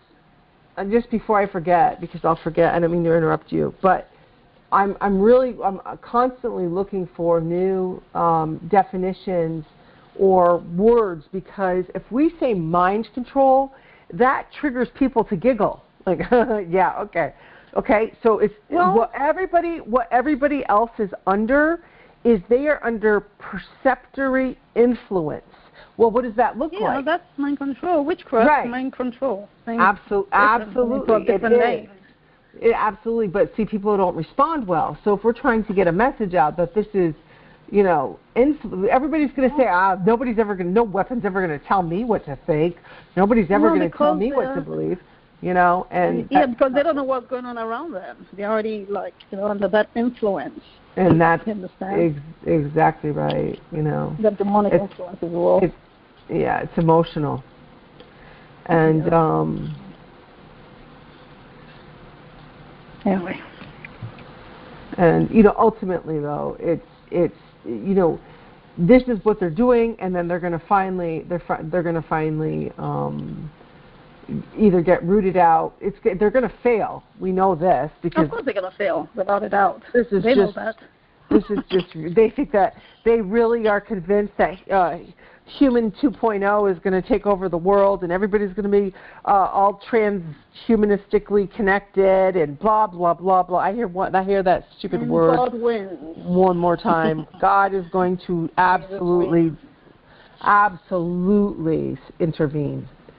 See, we haven't seen a display like that of real divine intervention because it hasn't happened since Jesus' time, right? And so humans don't think it can happen and don't think it's possible and just don't believe it, you know. But if you have a sense that there's a God and you think you're wired for, you know, you actually have a part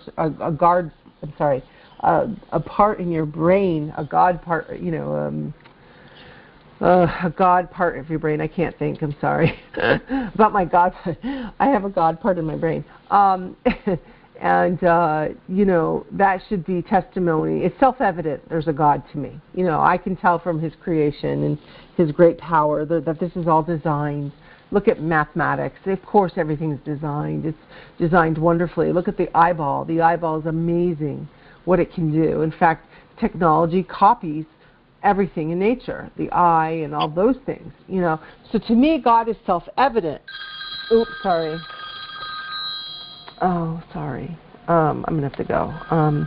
But anyway, this is just, thanks for letting me blow some steam, because this is the stuff that I have to search and search and search to understand this, because it took my best years for their stupid idea. They just okay, we like the way she thinks or doesn't think, so we want to change her. She's a good candidate. Let's wreck her life. So, What about in the term that we can use, something that has to do with behavior modification, thought modification, character modification, all kinds of other. But that's what, if you're saying that they're trying to do, is modify people in order to be in a pretty, everybody to be thinking alike and reacting alike. I don't know. I'm just trying to find some terminology. My makeup. Hold on. Hang on, guys. I answered the phone. Did we just hear Frank say, "Oh shit"? No. I think I heard that. Sorry, no, that was my phone call. you heard my phone. I answered my phone. Anyway, so that's all. I'm sorry, Lonnie. I missed half your comment. It's good to hear from you, though. And yeah, it's behavior modification through belief. And that kind of thing. It's awful. I'm just so burned out on it. There's got to be a reason they're doing this to us, and that's what's published, and that's the going theory, and that makes sense, right? Data. So it's all for data, and we've heard those words. I've heard those words for 3 years now, so it makes sense, Well, hang on to your testimony. I appreciate your doing that, saying that, because I believe that's the most important. He is going to intervene. He's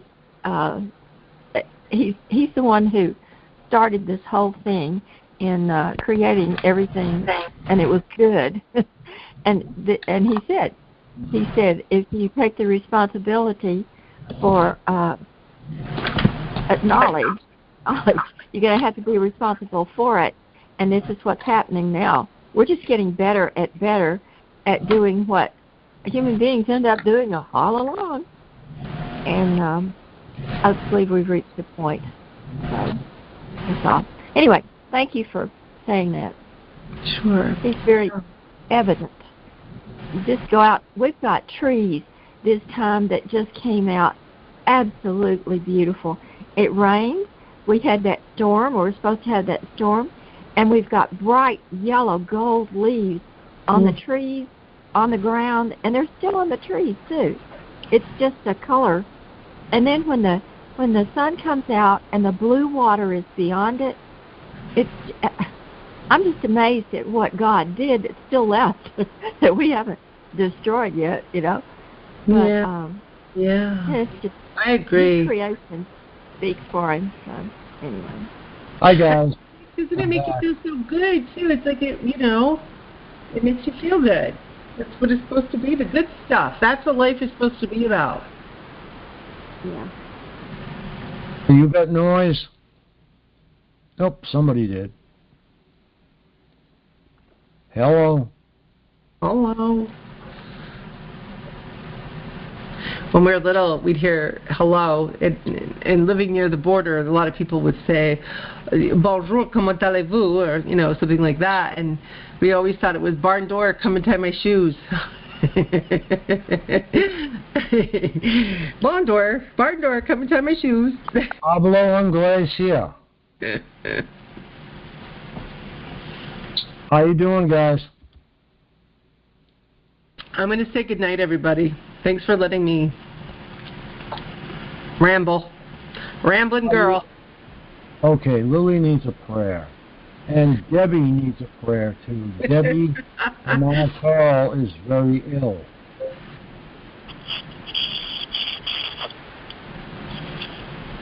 Did everybody get that?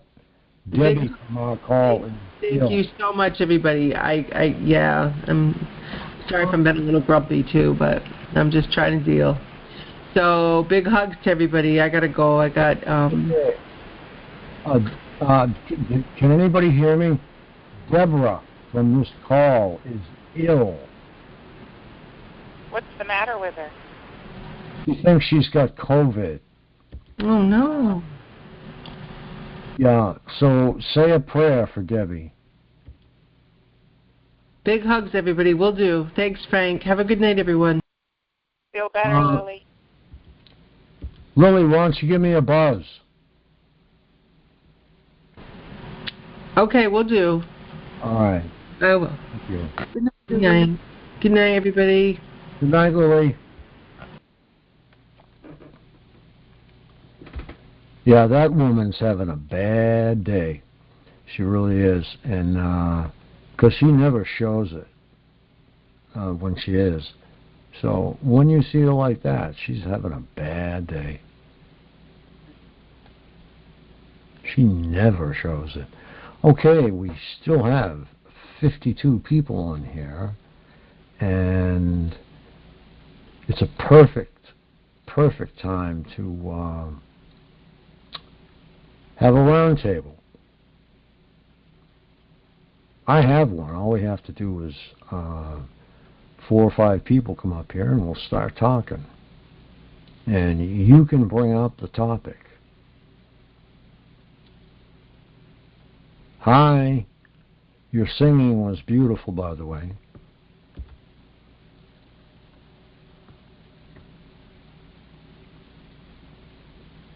I feel like I'm not getting through. Oh, I am, though. I can see myself getting through.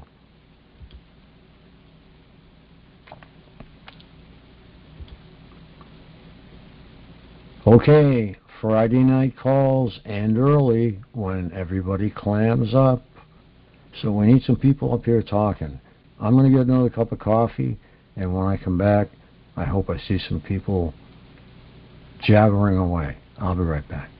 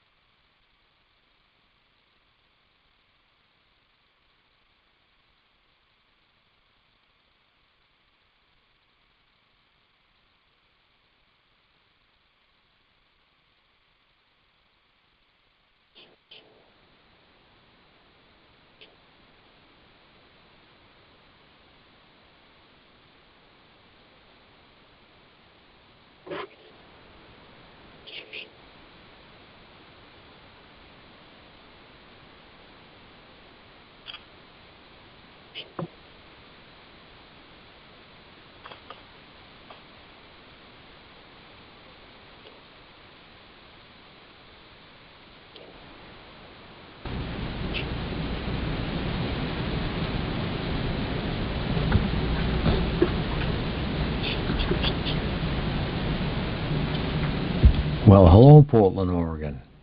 And hello, Restricted.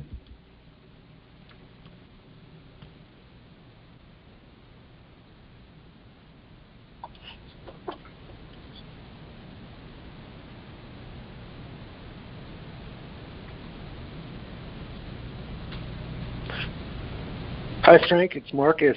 How's your coffee? My coffee is very good, thank you. Very good.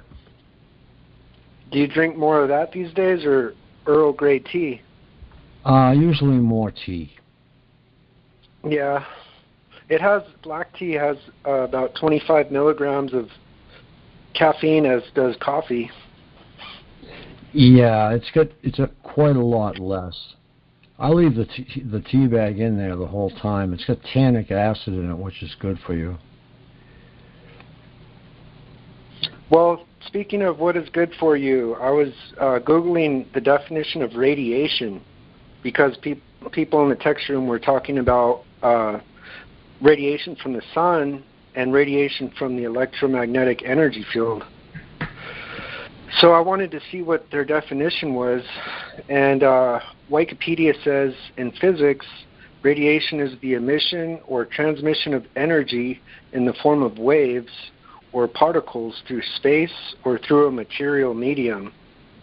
And it includes electromagnetic radiation, particle radiation, acoustic radiation, such as ultrasound and sound, and seismic waves, and gravitational radiation that is in the form of gravitational waves or ripples in the curvature of space-time. But the real interesting part about it for me is the ionizing versus non-ionizing types of radiation. There's two types, and the ionizing, what it does, ionize refers to the breaking of one or more electrons away from an atom, an action that requires the relatively high energies that these electromagnetic waves supply. And I remember, I remember TI in a call about a week ago was saying that they thought that maybe some direct energy weapons used non-ionizing radiation. And I don't see how that could be if they're not breaking down chemical bonds in that form of radiation. Yeah, I would think a direct energy. I agree. Negative ions are healthy. Positive ions are the ones that are going to hurt us. And to get back to your radiation, we get more radiation sitting in front of a fire, which is also radiation, than you get when you go inside a nuclear power plant. A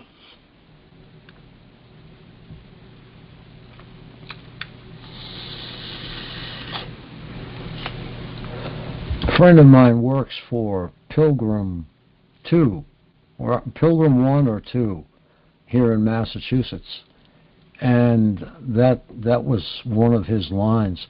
But if you walk out into the transmission lines, which aren't too far over your head, your hair will stand up, and the next thing after your hair standing up is getting zapped. So you have to be careful out in the transmission center. But yeah, they're dangerous, and the dangerous part isn't so much the nuclear activity as it is the magnetic field they give off. They have most of them have 6 turbines, and the magnetic energy coming off of there, and then the flux afterwards. I told you, I think, that in Carver, Massachusetts, there's a whole stand of trees with no bark on them, and they are 17 miles west of Pilgrim 2 or Pilgrim 1.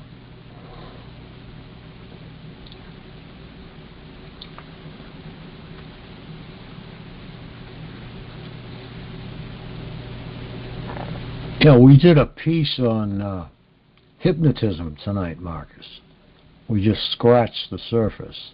I plan to dig a little deeper because hypnotism, it's 3,000 years old, and people are skeptical about it in the medical community, but it happens to be a great portion of MkUltra, with the repetition, the skits, picking up the repetition, and the key words in the skits that keep reinforced.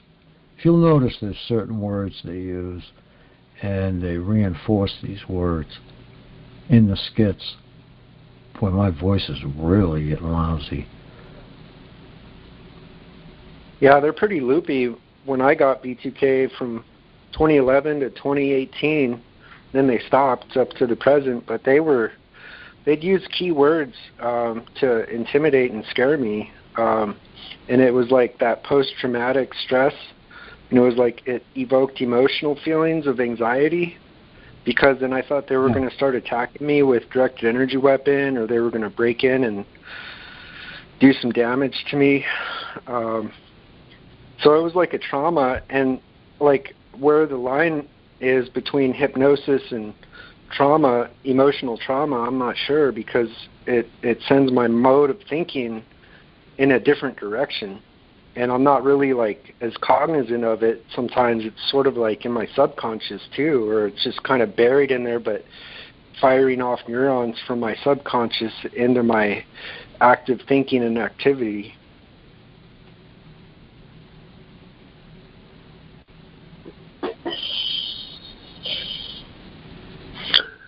It's disruptive, I'll say that. Certainly is. Disruptive is a moderate term. And I was going to say, you sound good, Marcus. Yeah. Oh, I sound good? Yeah, you sound pretty chipper for 12:30 at night. Oh.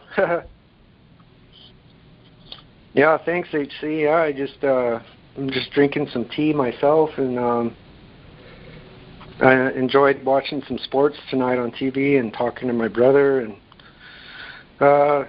I'm glad I don't get hit with direct energy weapon or voice to skull, because those were very disruptive and exhausting.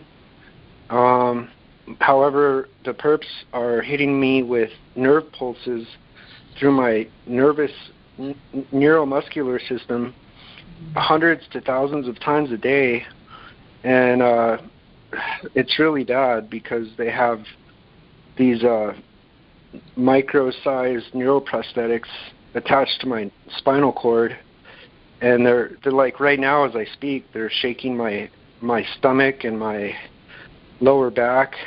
It's pretty freaky, and it sucks really freaking bad. Yeah, Marcus, we just explored a new area tonight, and that's the brainstem, and that controls all of your involuntary function, and the perps are hitting us with taking your breath away, as they call it, and there are so many other things that are involuntary. The heart's included, your digestion is included, which they mess with. And a lot of people will say that possibly, and I think this is probably true, they have you upset all the time, which messes up your digestion. I think that's probably true. But at the same time, they can work your esophagus and your stomach, so I'm not sure how much farther down through the small intestines and large intestines they can go. It's really disgusting, because they've upset my digestive system in a lot of ways, chemically, and with energy currents moving through nerves. Like my vagus nerve goes through my entire gastrointestinal tract, and they tamper with that sometimes, and they did cause heartburn sometimes, and burping, and like when I threw up once, they were like making me throw up like twice as hard as I normally would have thrown up. It was disgusting.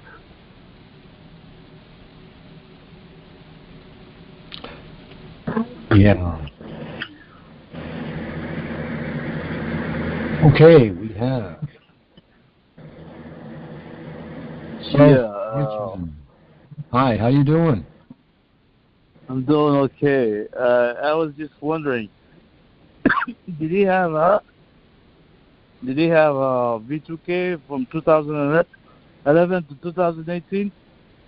Yes. I've had V2K since 2011. Somebody just said that he had V2K from 2011 to 2018, and they stopped. Well, it doesn't stop. They stopped. They stopped? They stopped, yeah. Like, I don't hear words and sentences and little harassing phrases at me and threats. And those weird loopy things where they try to, like, change my subconscious thinking and my active thinking into, like, a fear mode or an anxiety mode. Oh, you're lucky. That's good. I'm happy for you. I can't wait for that to happen for me. Don't be too happy, because that could mean they've moved on and are not saying anything anymore and are working on his brain. Are they playing head games with you, Marcus? Yeah, with involuntary movements, they nerve pulse, like it's a transducer that converts radio frequencies into electrical energy, and that electrical energy goes to my nerves. It stimulates and activates nerves, and they do it as I'm thinking stuff through, and as I'm talking, and as I'm listening. And the more I feel connected to what I'm listening to and can relate with, and stuff that has to do with targeting, the more it ramps up their little egotistical, maniacal, twisted antics of remotely assaulting nerves in my body.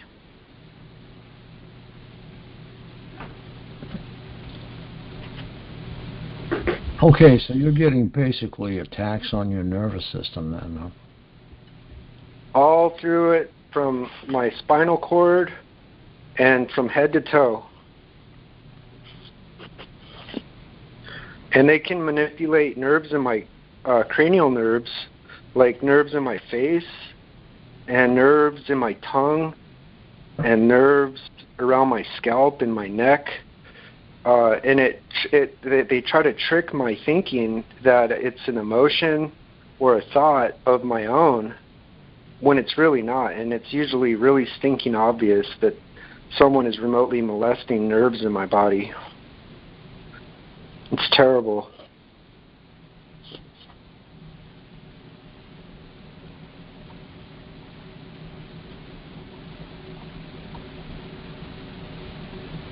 But in spite of all that, Marcus, you still sound good. Thank you. So do you. I liked you singing tonight. Thank you.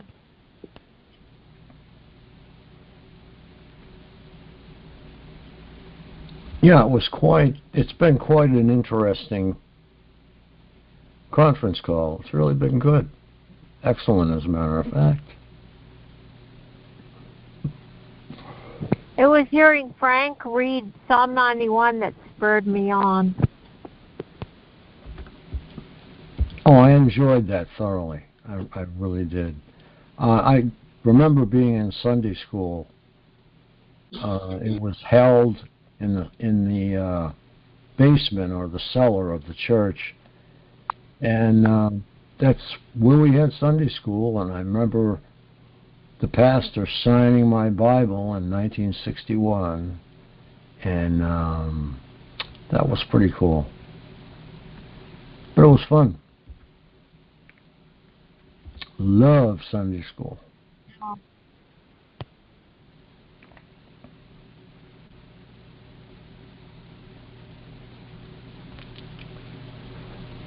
Well, we have 50 people on here. We got to have somebody that wants to speak.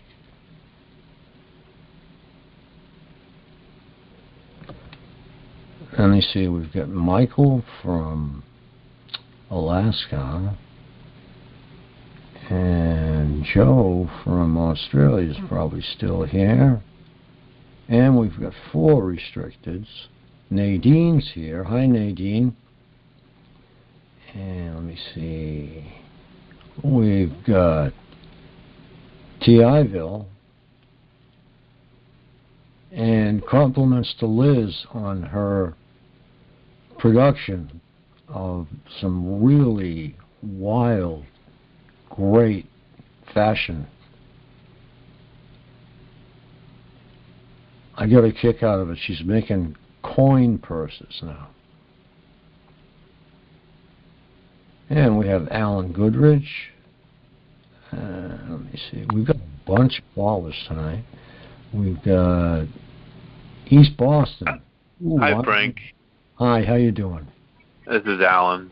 I just heard you say my name there. Just thought I'd chime in. Yeah. How you doing? Good.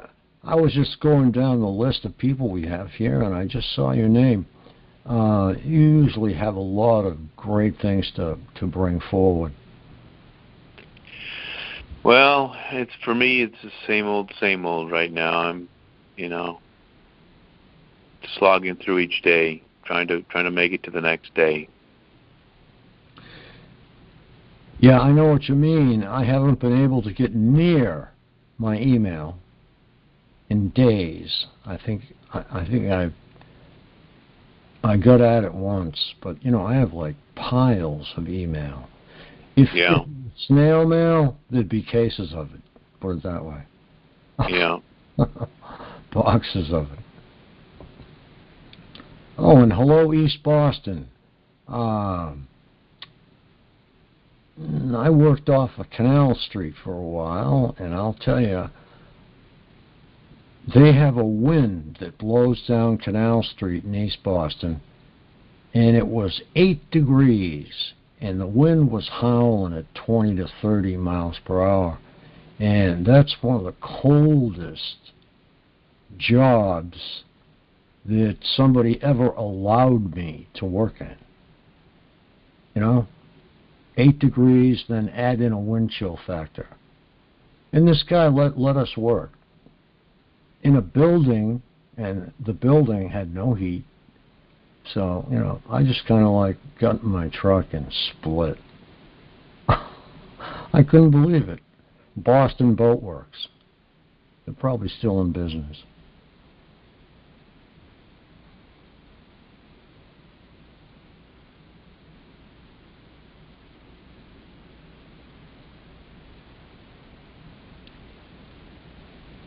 Yeah, I don't know if you look in the harbor, but you'll see these old black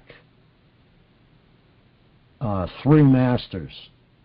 It's supposed to look like original square riggers. There's 2 of them, and they're both owned by one guy, and he's a total idiot. But he takes people on tours, I guess.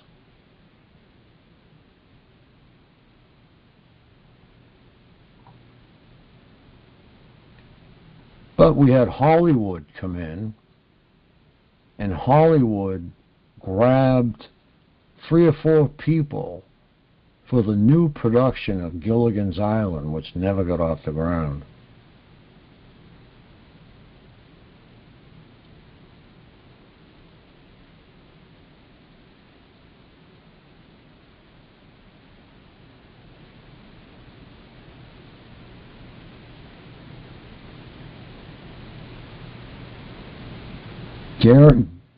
Gary, Wisconsin, District 9.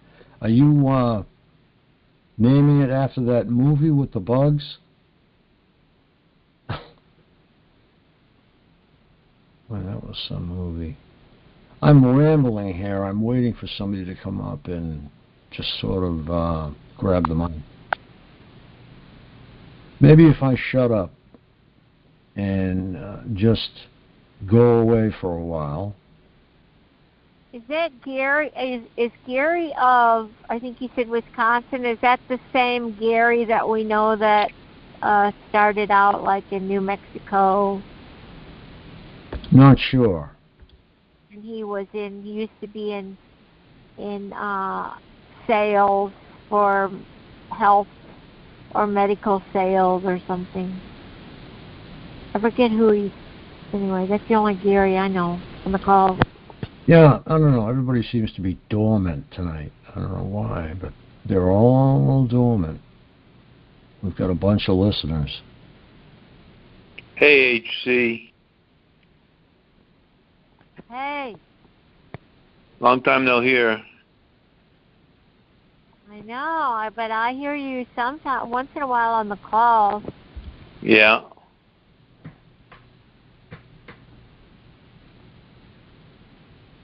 How's your targeting been?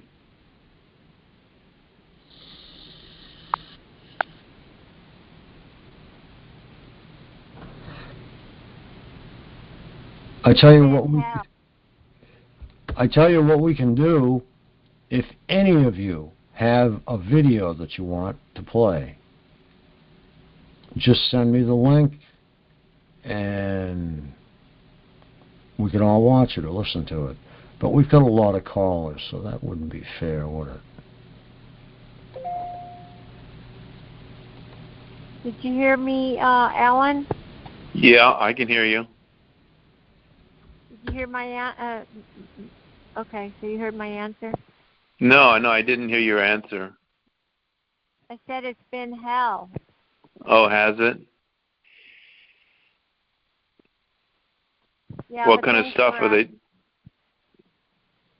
Oh, they've just stepped up the being intent on blinding me in the eyes with laser. They use the local motorcycle club to be at every corner, everywhere I go, so they can shoot me in the eye with their laser. You know, plus helicopters are serious over me. Helicopters have the strongest laser, so. And I haven't had helicopters in a while. Yeah, they love to get me in the eyes 24/7. I'm sorry to hear that. Oh, well, I just got it. To me, that means I just got to step up the shielding. When they step it up, that means I got to figure out something that I can drive and still see around.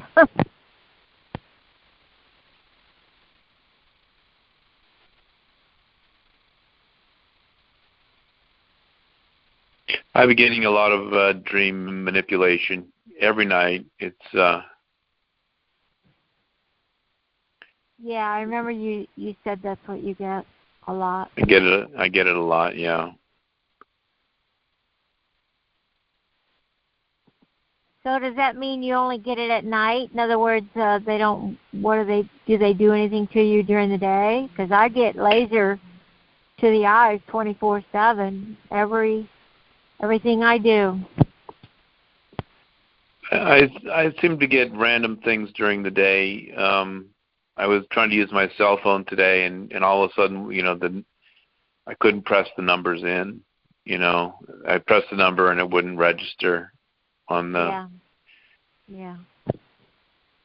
on the other end. Just it's like they have control over my electronics, I think. Well, they want you to believe they have control over your look. I know they don't.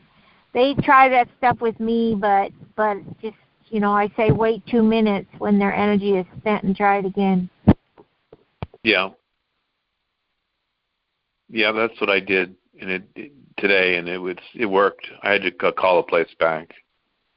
Yep. Or if I drive down the road about 3 miles away, they don't do it there. I've heard you say that before.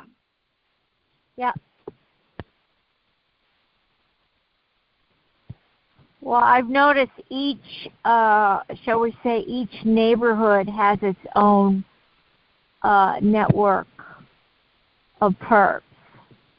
And that, to me, explains why just driving a few miles away, I get a different set of people that didn't get the memo, on what the previous bunch was doing. Yeah.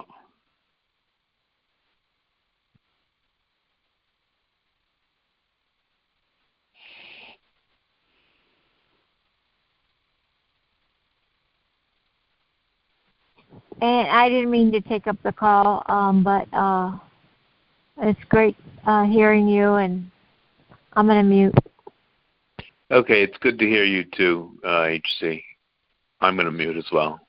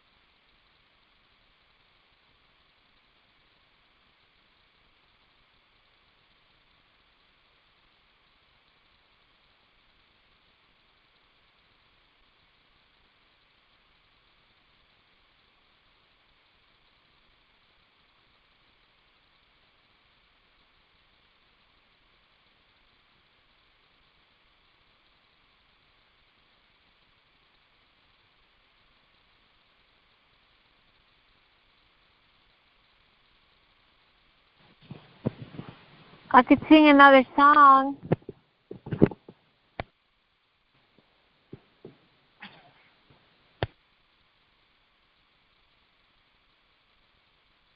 Go for it. Precious Lord, take my hand, lead me on, let me stand.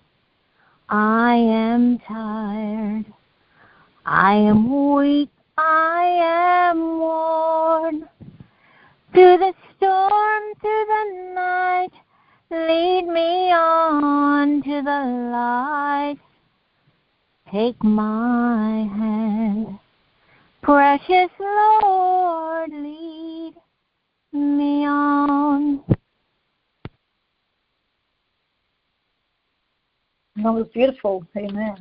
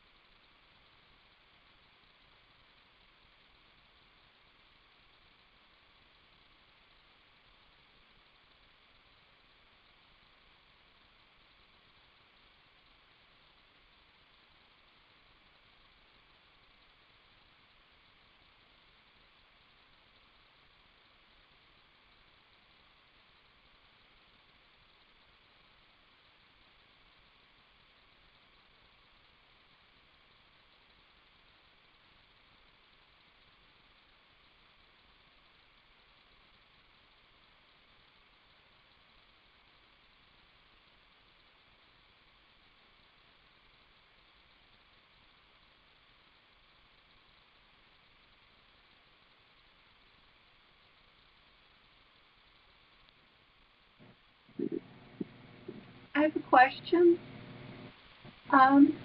Does anybody have any updates on the TI who was shot in the leg?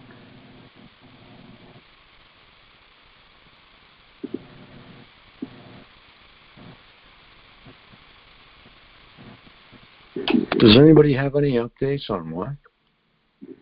The lady who was shot in the leg, driving, she was up in the hospital and then had to transfer to another hospital. Oh, I don't have any updates there yet.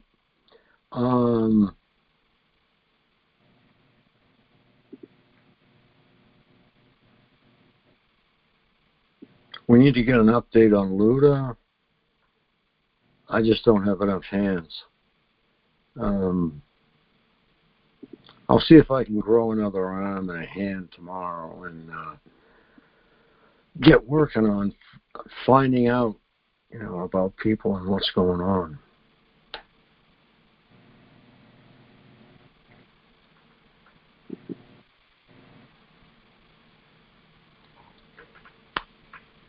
Yeah, we have Luda is out. Let me see. We have Debbie, who now thinks she has COVID.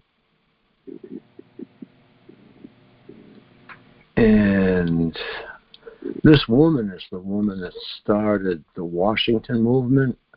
Now, I don't even know if they ever made it there. Did they? Don't know.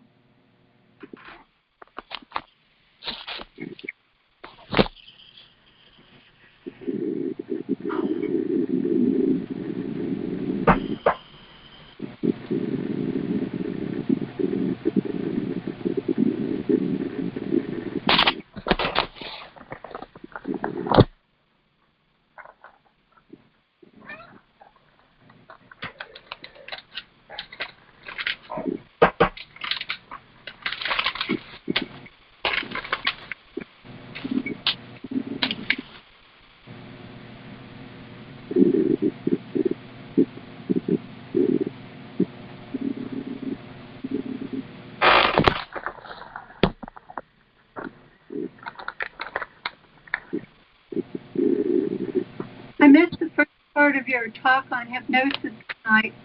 Are the people being hypnotized on purpose? Or are you talking about indirect or covert hypnosis? Can you repeat that? I just put the mic down. So I missed the first part of the hypnosis talk. Oh, okay. Well, it'll be available at Mixcloud, which is closed, and it'll be available on our station. And I can get you the links. Just email me at frank@aihr.foundation. Okay.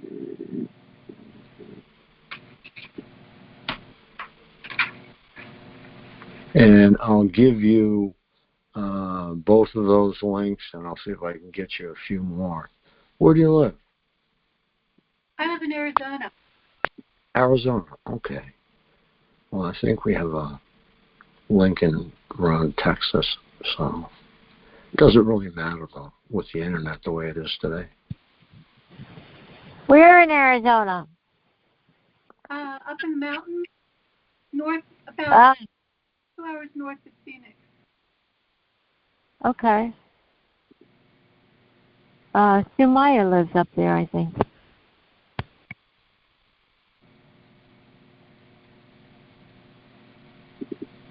I did hypnosis for a number of years, so I'm sort of interested in the subject matter.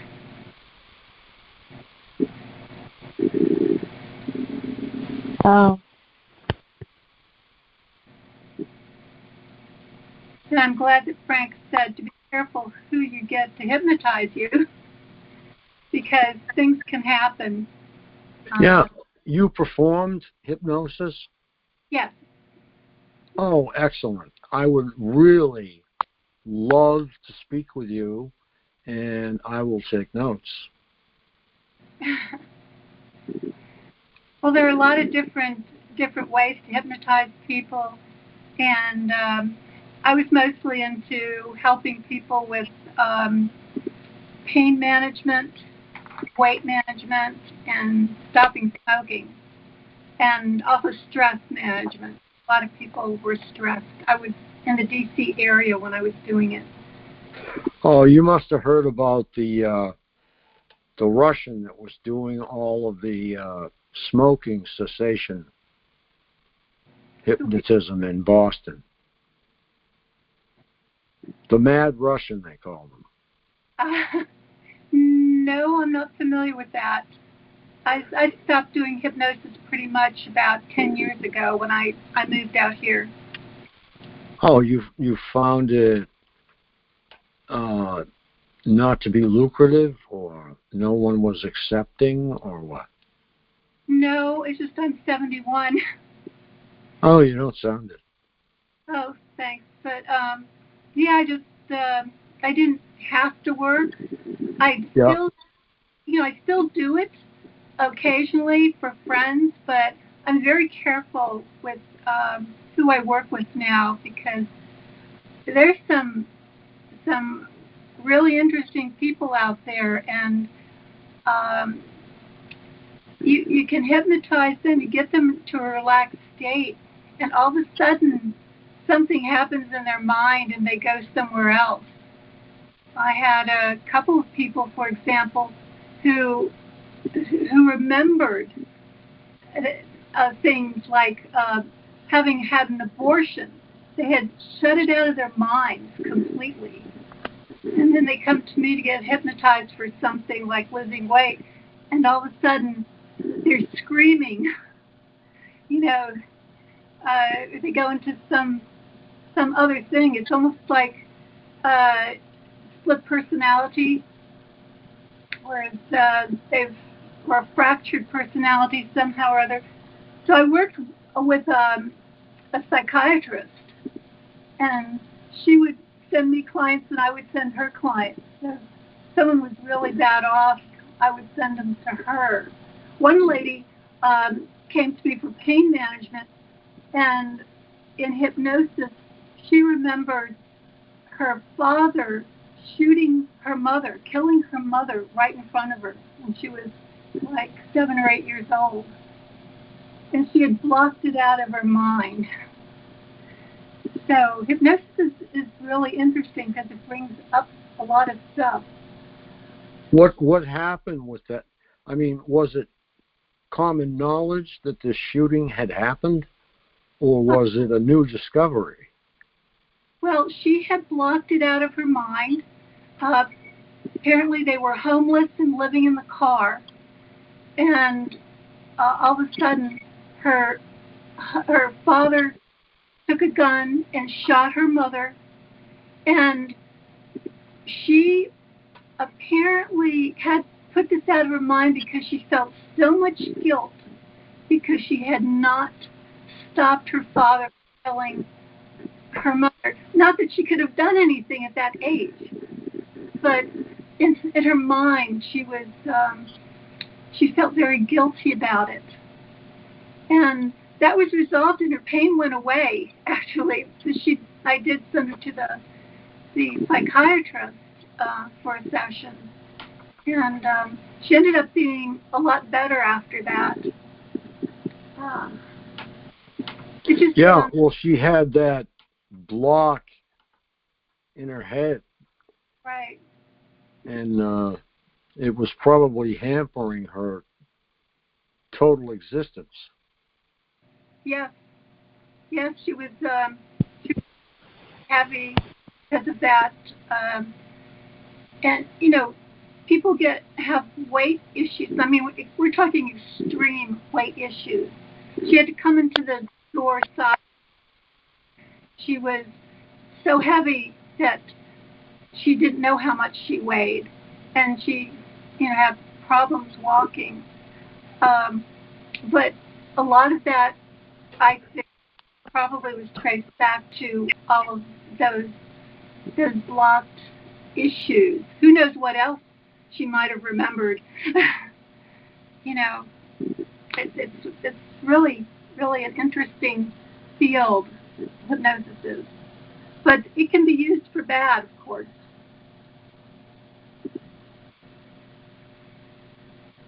Yes, it can, and that's why I want to talk to you for if I could have a little bit of your time, sure. Because I'm trying to explain to everyone how hypnotism is deep-rooted in what's going on with we TIs. Yeah, hypnotism, to me, I make a distinction between hypnotism and conditioning. I think a lot of people tend to be conditioned. Things happen repeatedly. Most of the time when you think of a hypnotist or hypnotherapist, the person goes in for 1 or 2 or 5 sessions, depending on what the thing is that they're wanting to change in their lives. Whereas conditioning can be a lot more subtle and can take, can happen over a long period of time. One of the things I always worried about was, I know my hypnosis instructor was a good friend of mine, and we had a little group, and we would do a lot of experiments. And one of the things she taught us was how you can put yourself into an altered state and put a trigger word. And this trigger word would put you into the altered state automatically.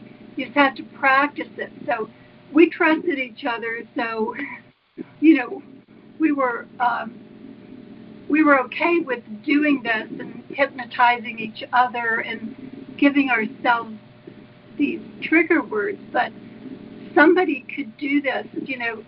I studied yoga for many years, and I saw how the yoga teachers would use the mantras, and the people would use the mantras to get into altered states.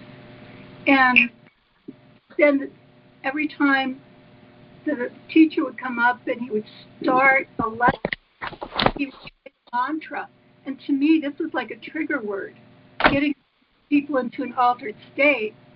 And I studied a lot of stuff about cults and stuff, and I think that's how cults start. But I think that from a TI standpoint, that would be one way to do things. I know they use colors, they use different types of triggering to get people into altered states, to get them to do things. And I'm not saying they as a particular entity, I just mean a hypnotist. So I always worry when somebody rings the phone and I answer it and there's nobody on there, and I give a trigger word. Yeah, you said altered states. That's very interesting to me. Well, because go ahead. That's what I think TIs are transformed into. Someone sort of like with an altered state. That's the only thing I can think of. But there's also a lot of good. There was a good movie out. The name of it was Altered States. I think Alan wants to comment because he's interested in this stuff.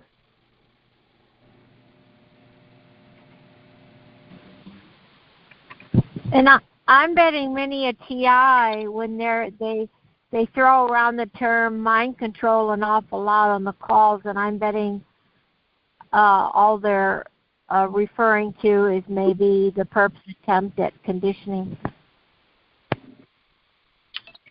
I think you're right. I have found in the past that the perps run a parallel. You are one of the rails, and their computer and the data they collect from you is the other rail. And if they converge, you're in trouble. As long as the rails stay apart or one goes off on a tangent, you're okay. But if the rails come together, that means that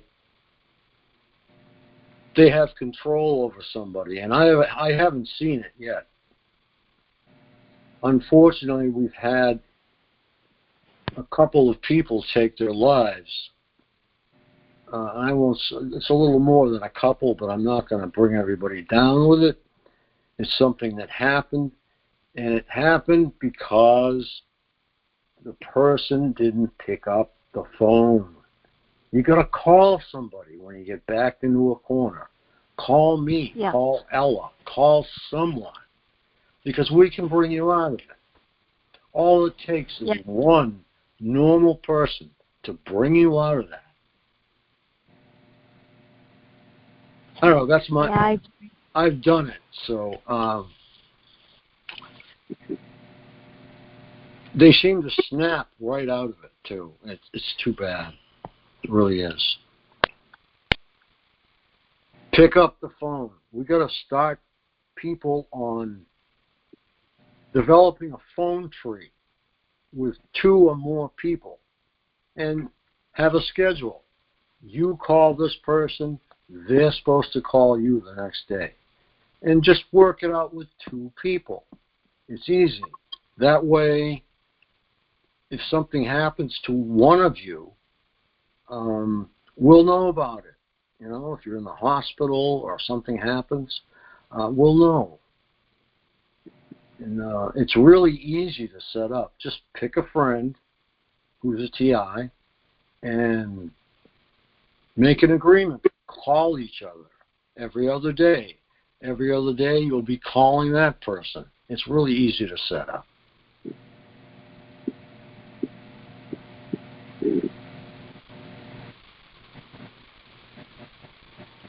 Okay, I am past my 2-hour mark on this recording. Well, actually, this recording is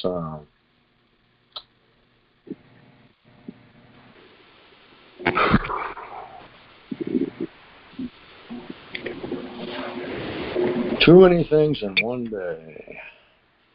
Let me see. Frank, I have a question for the lady.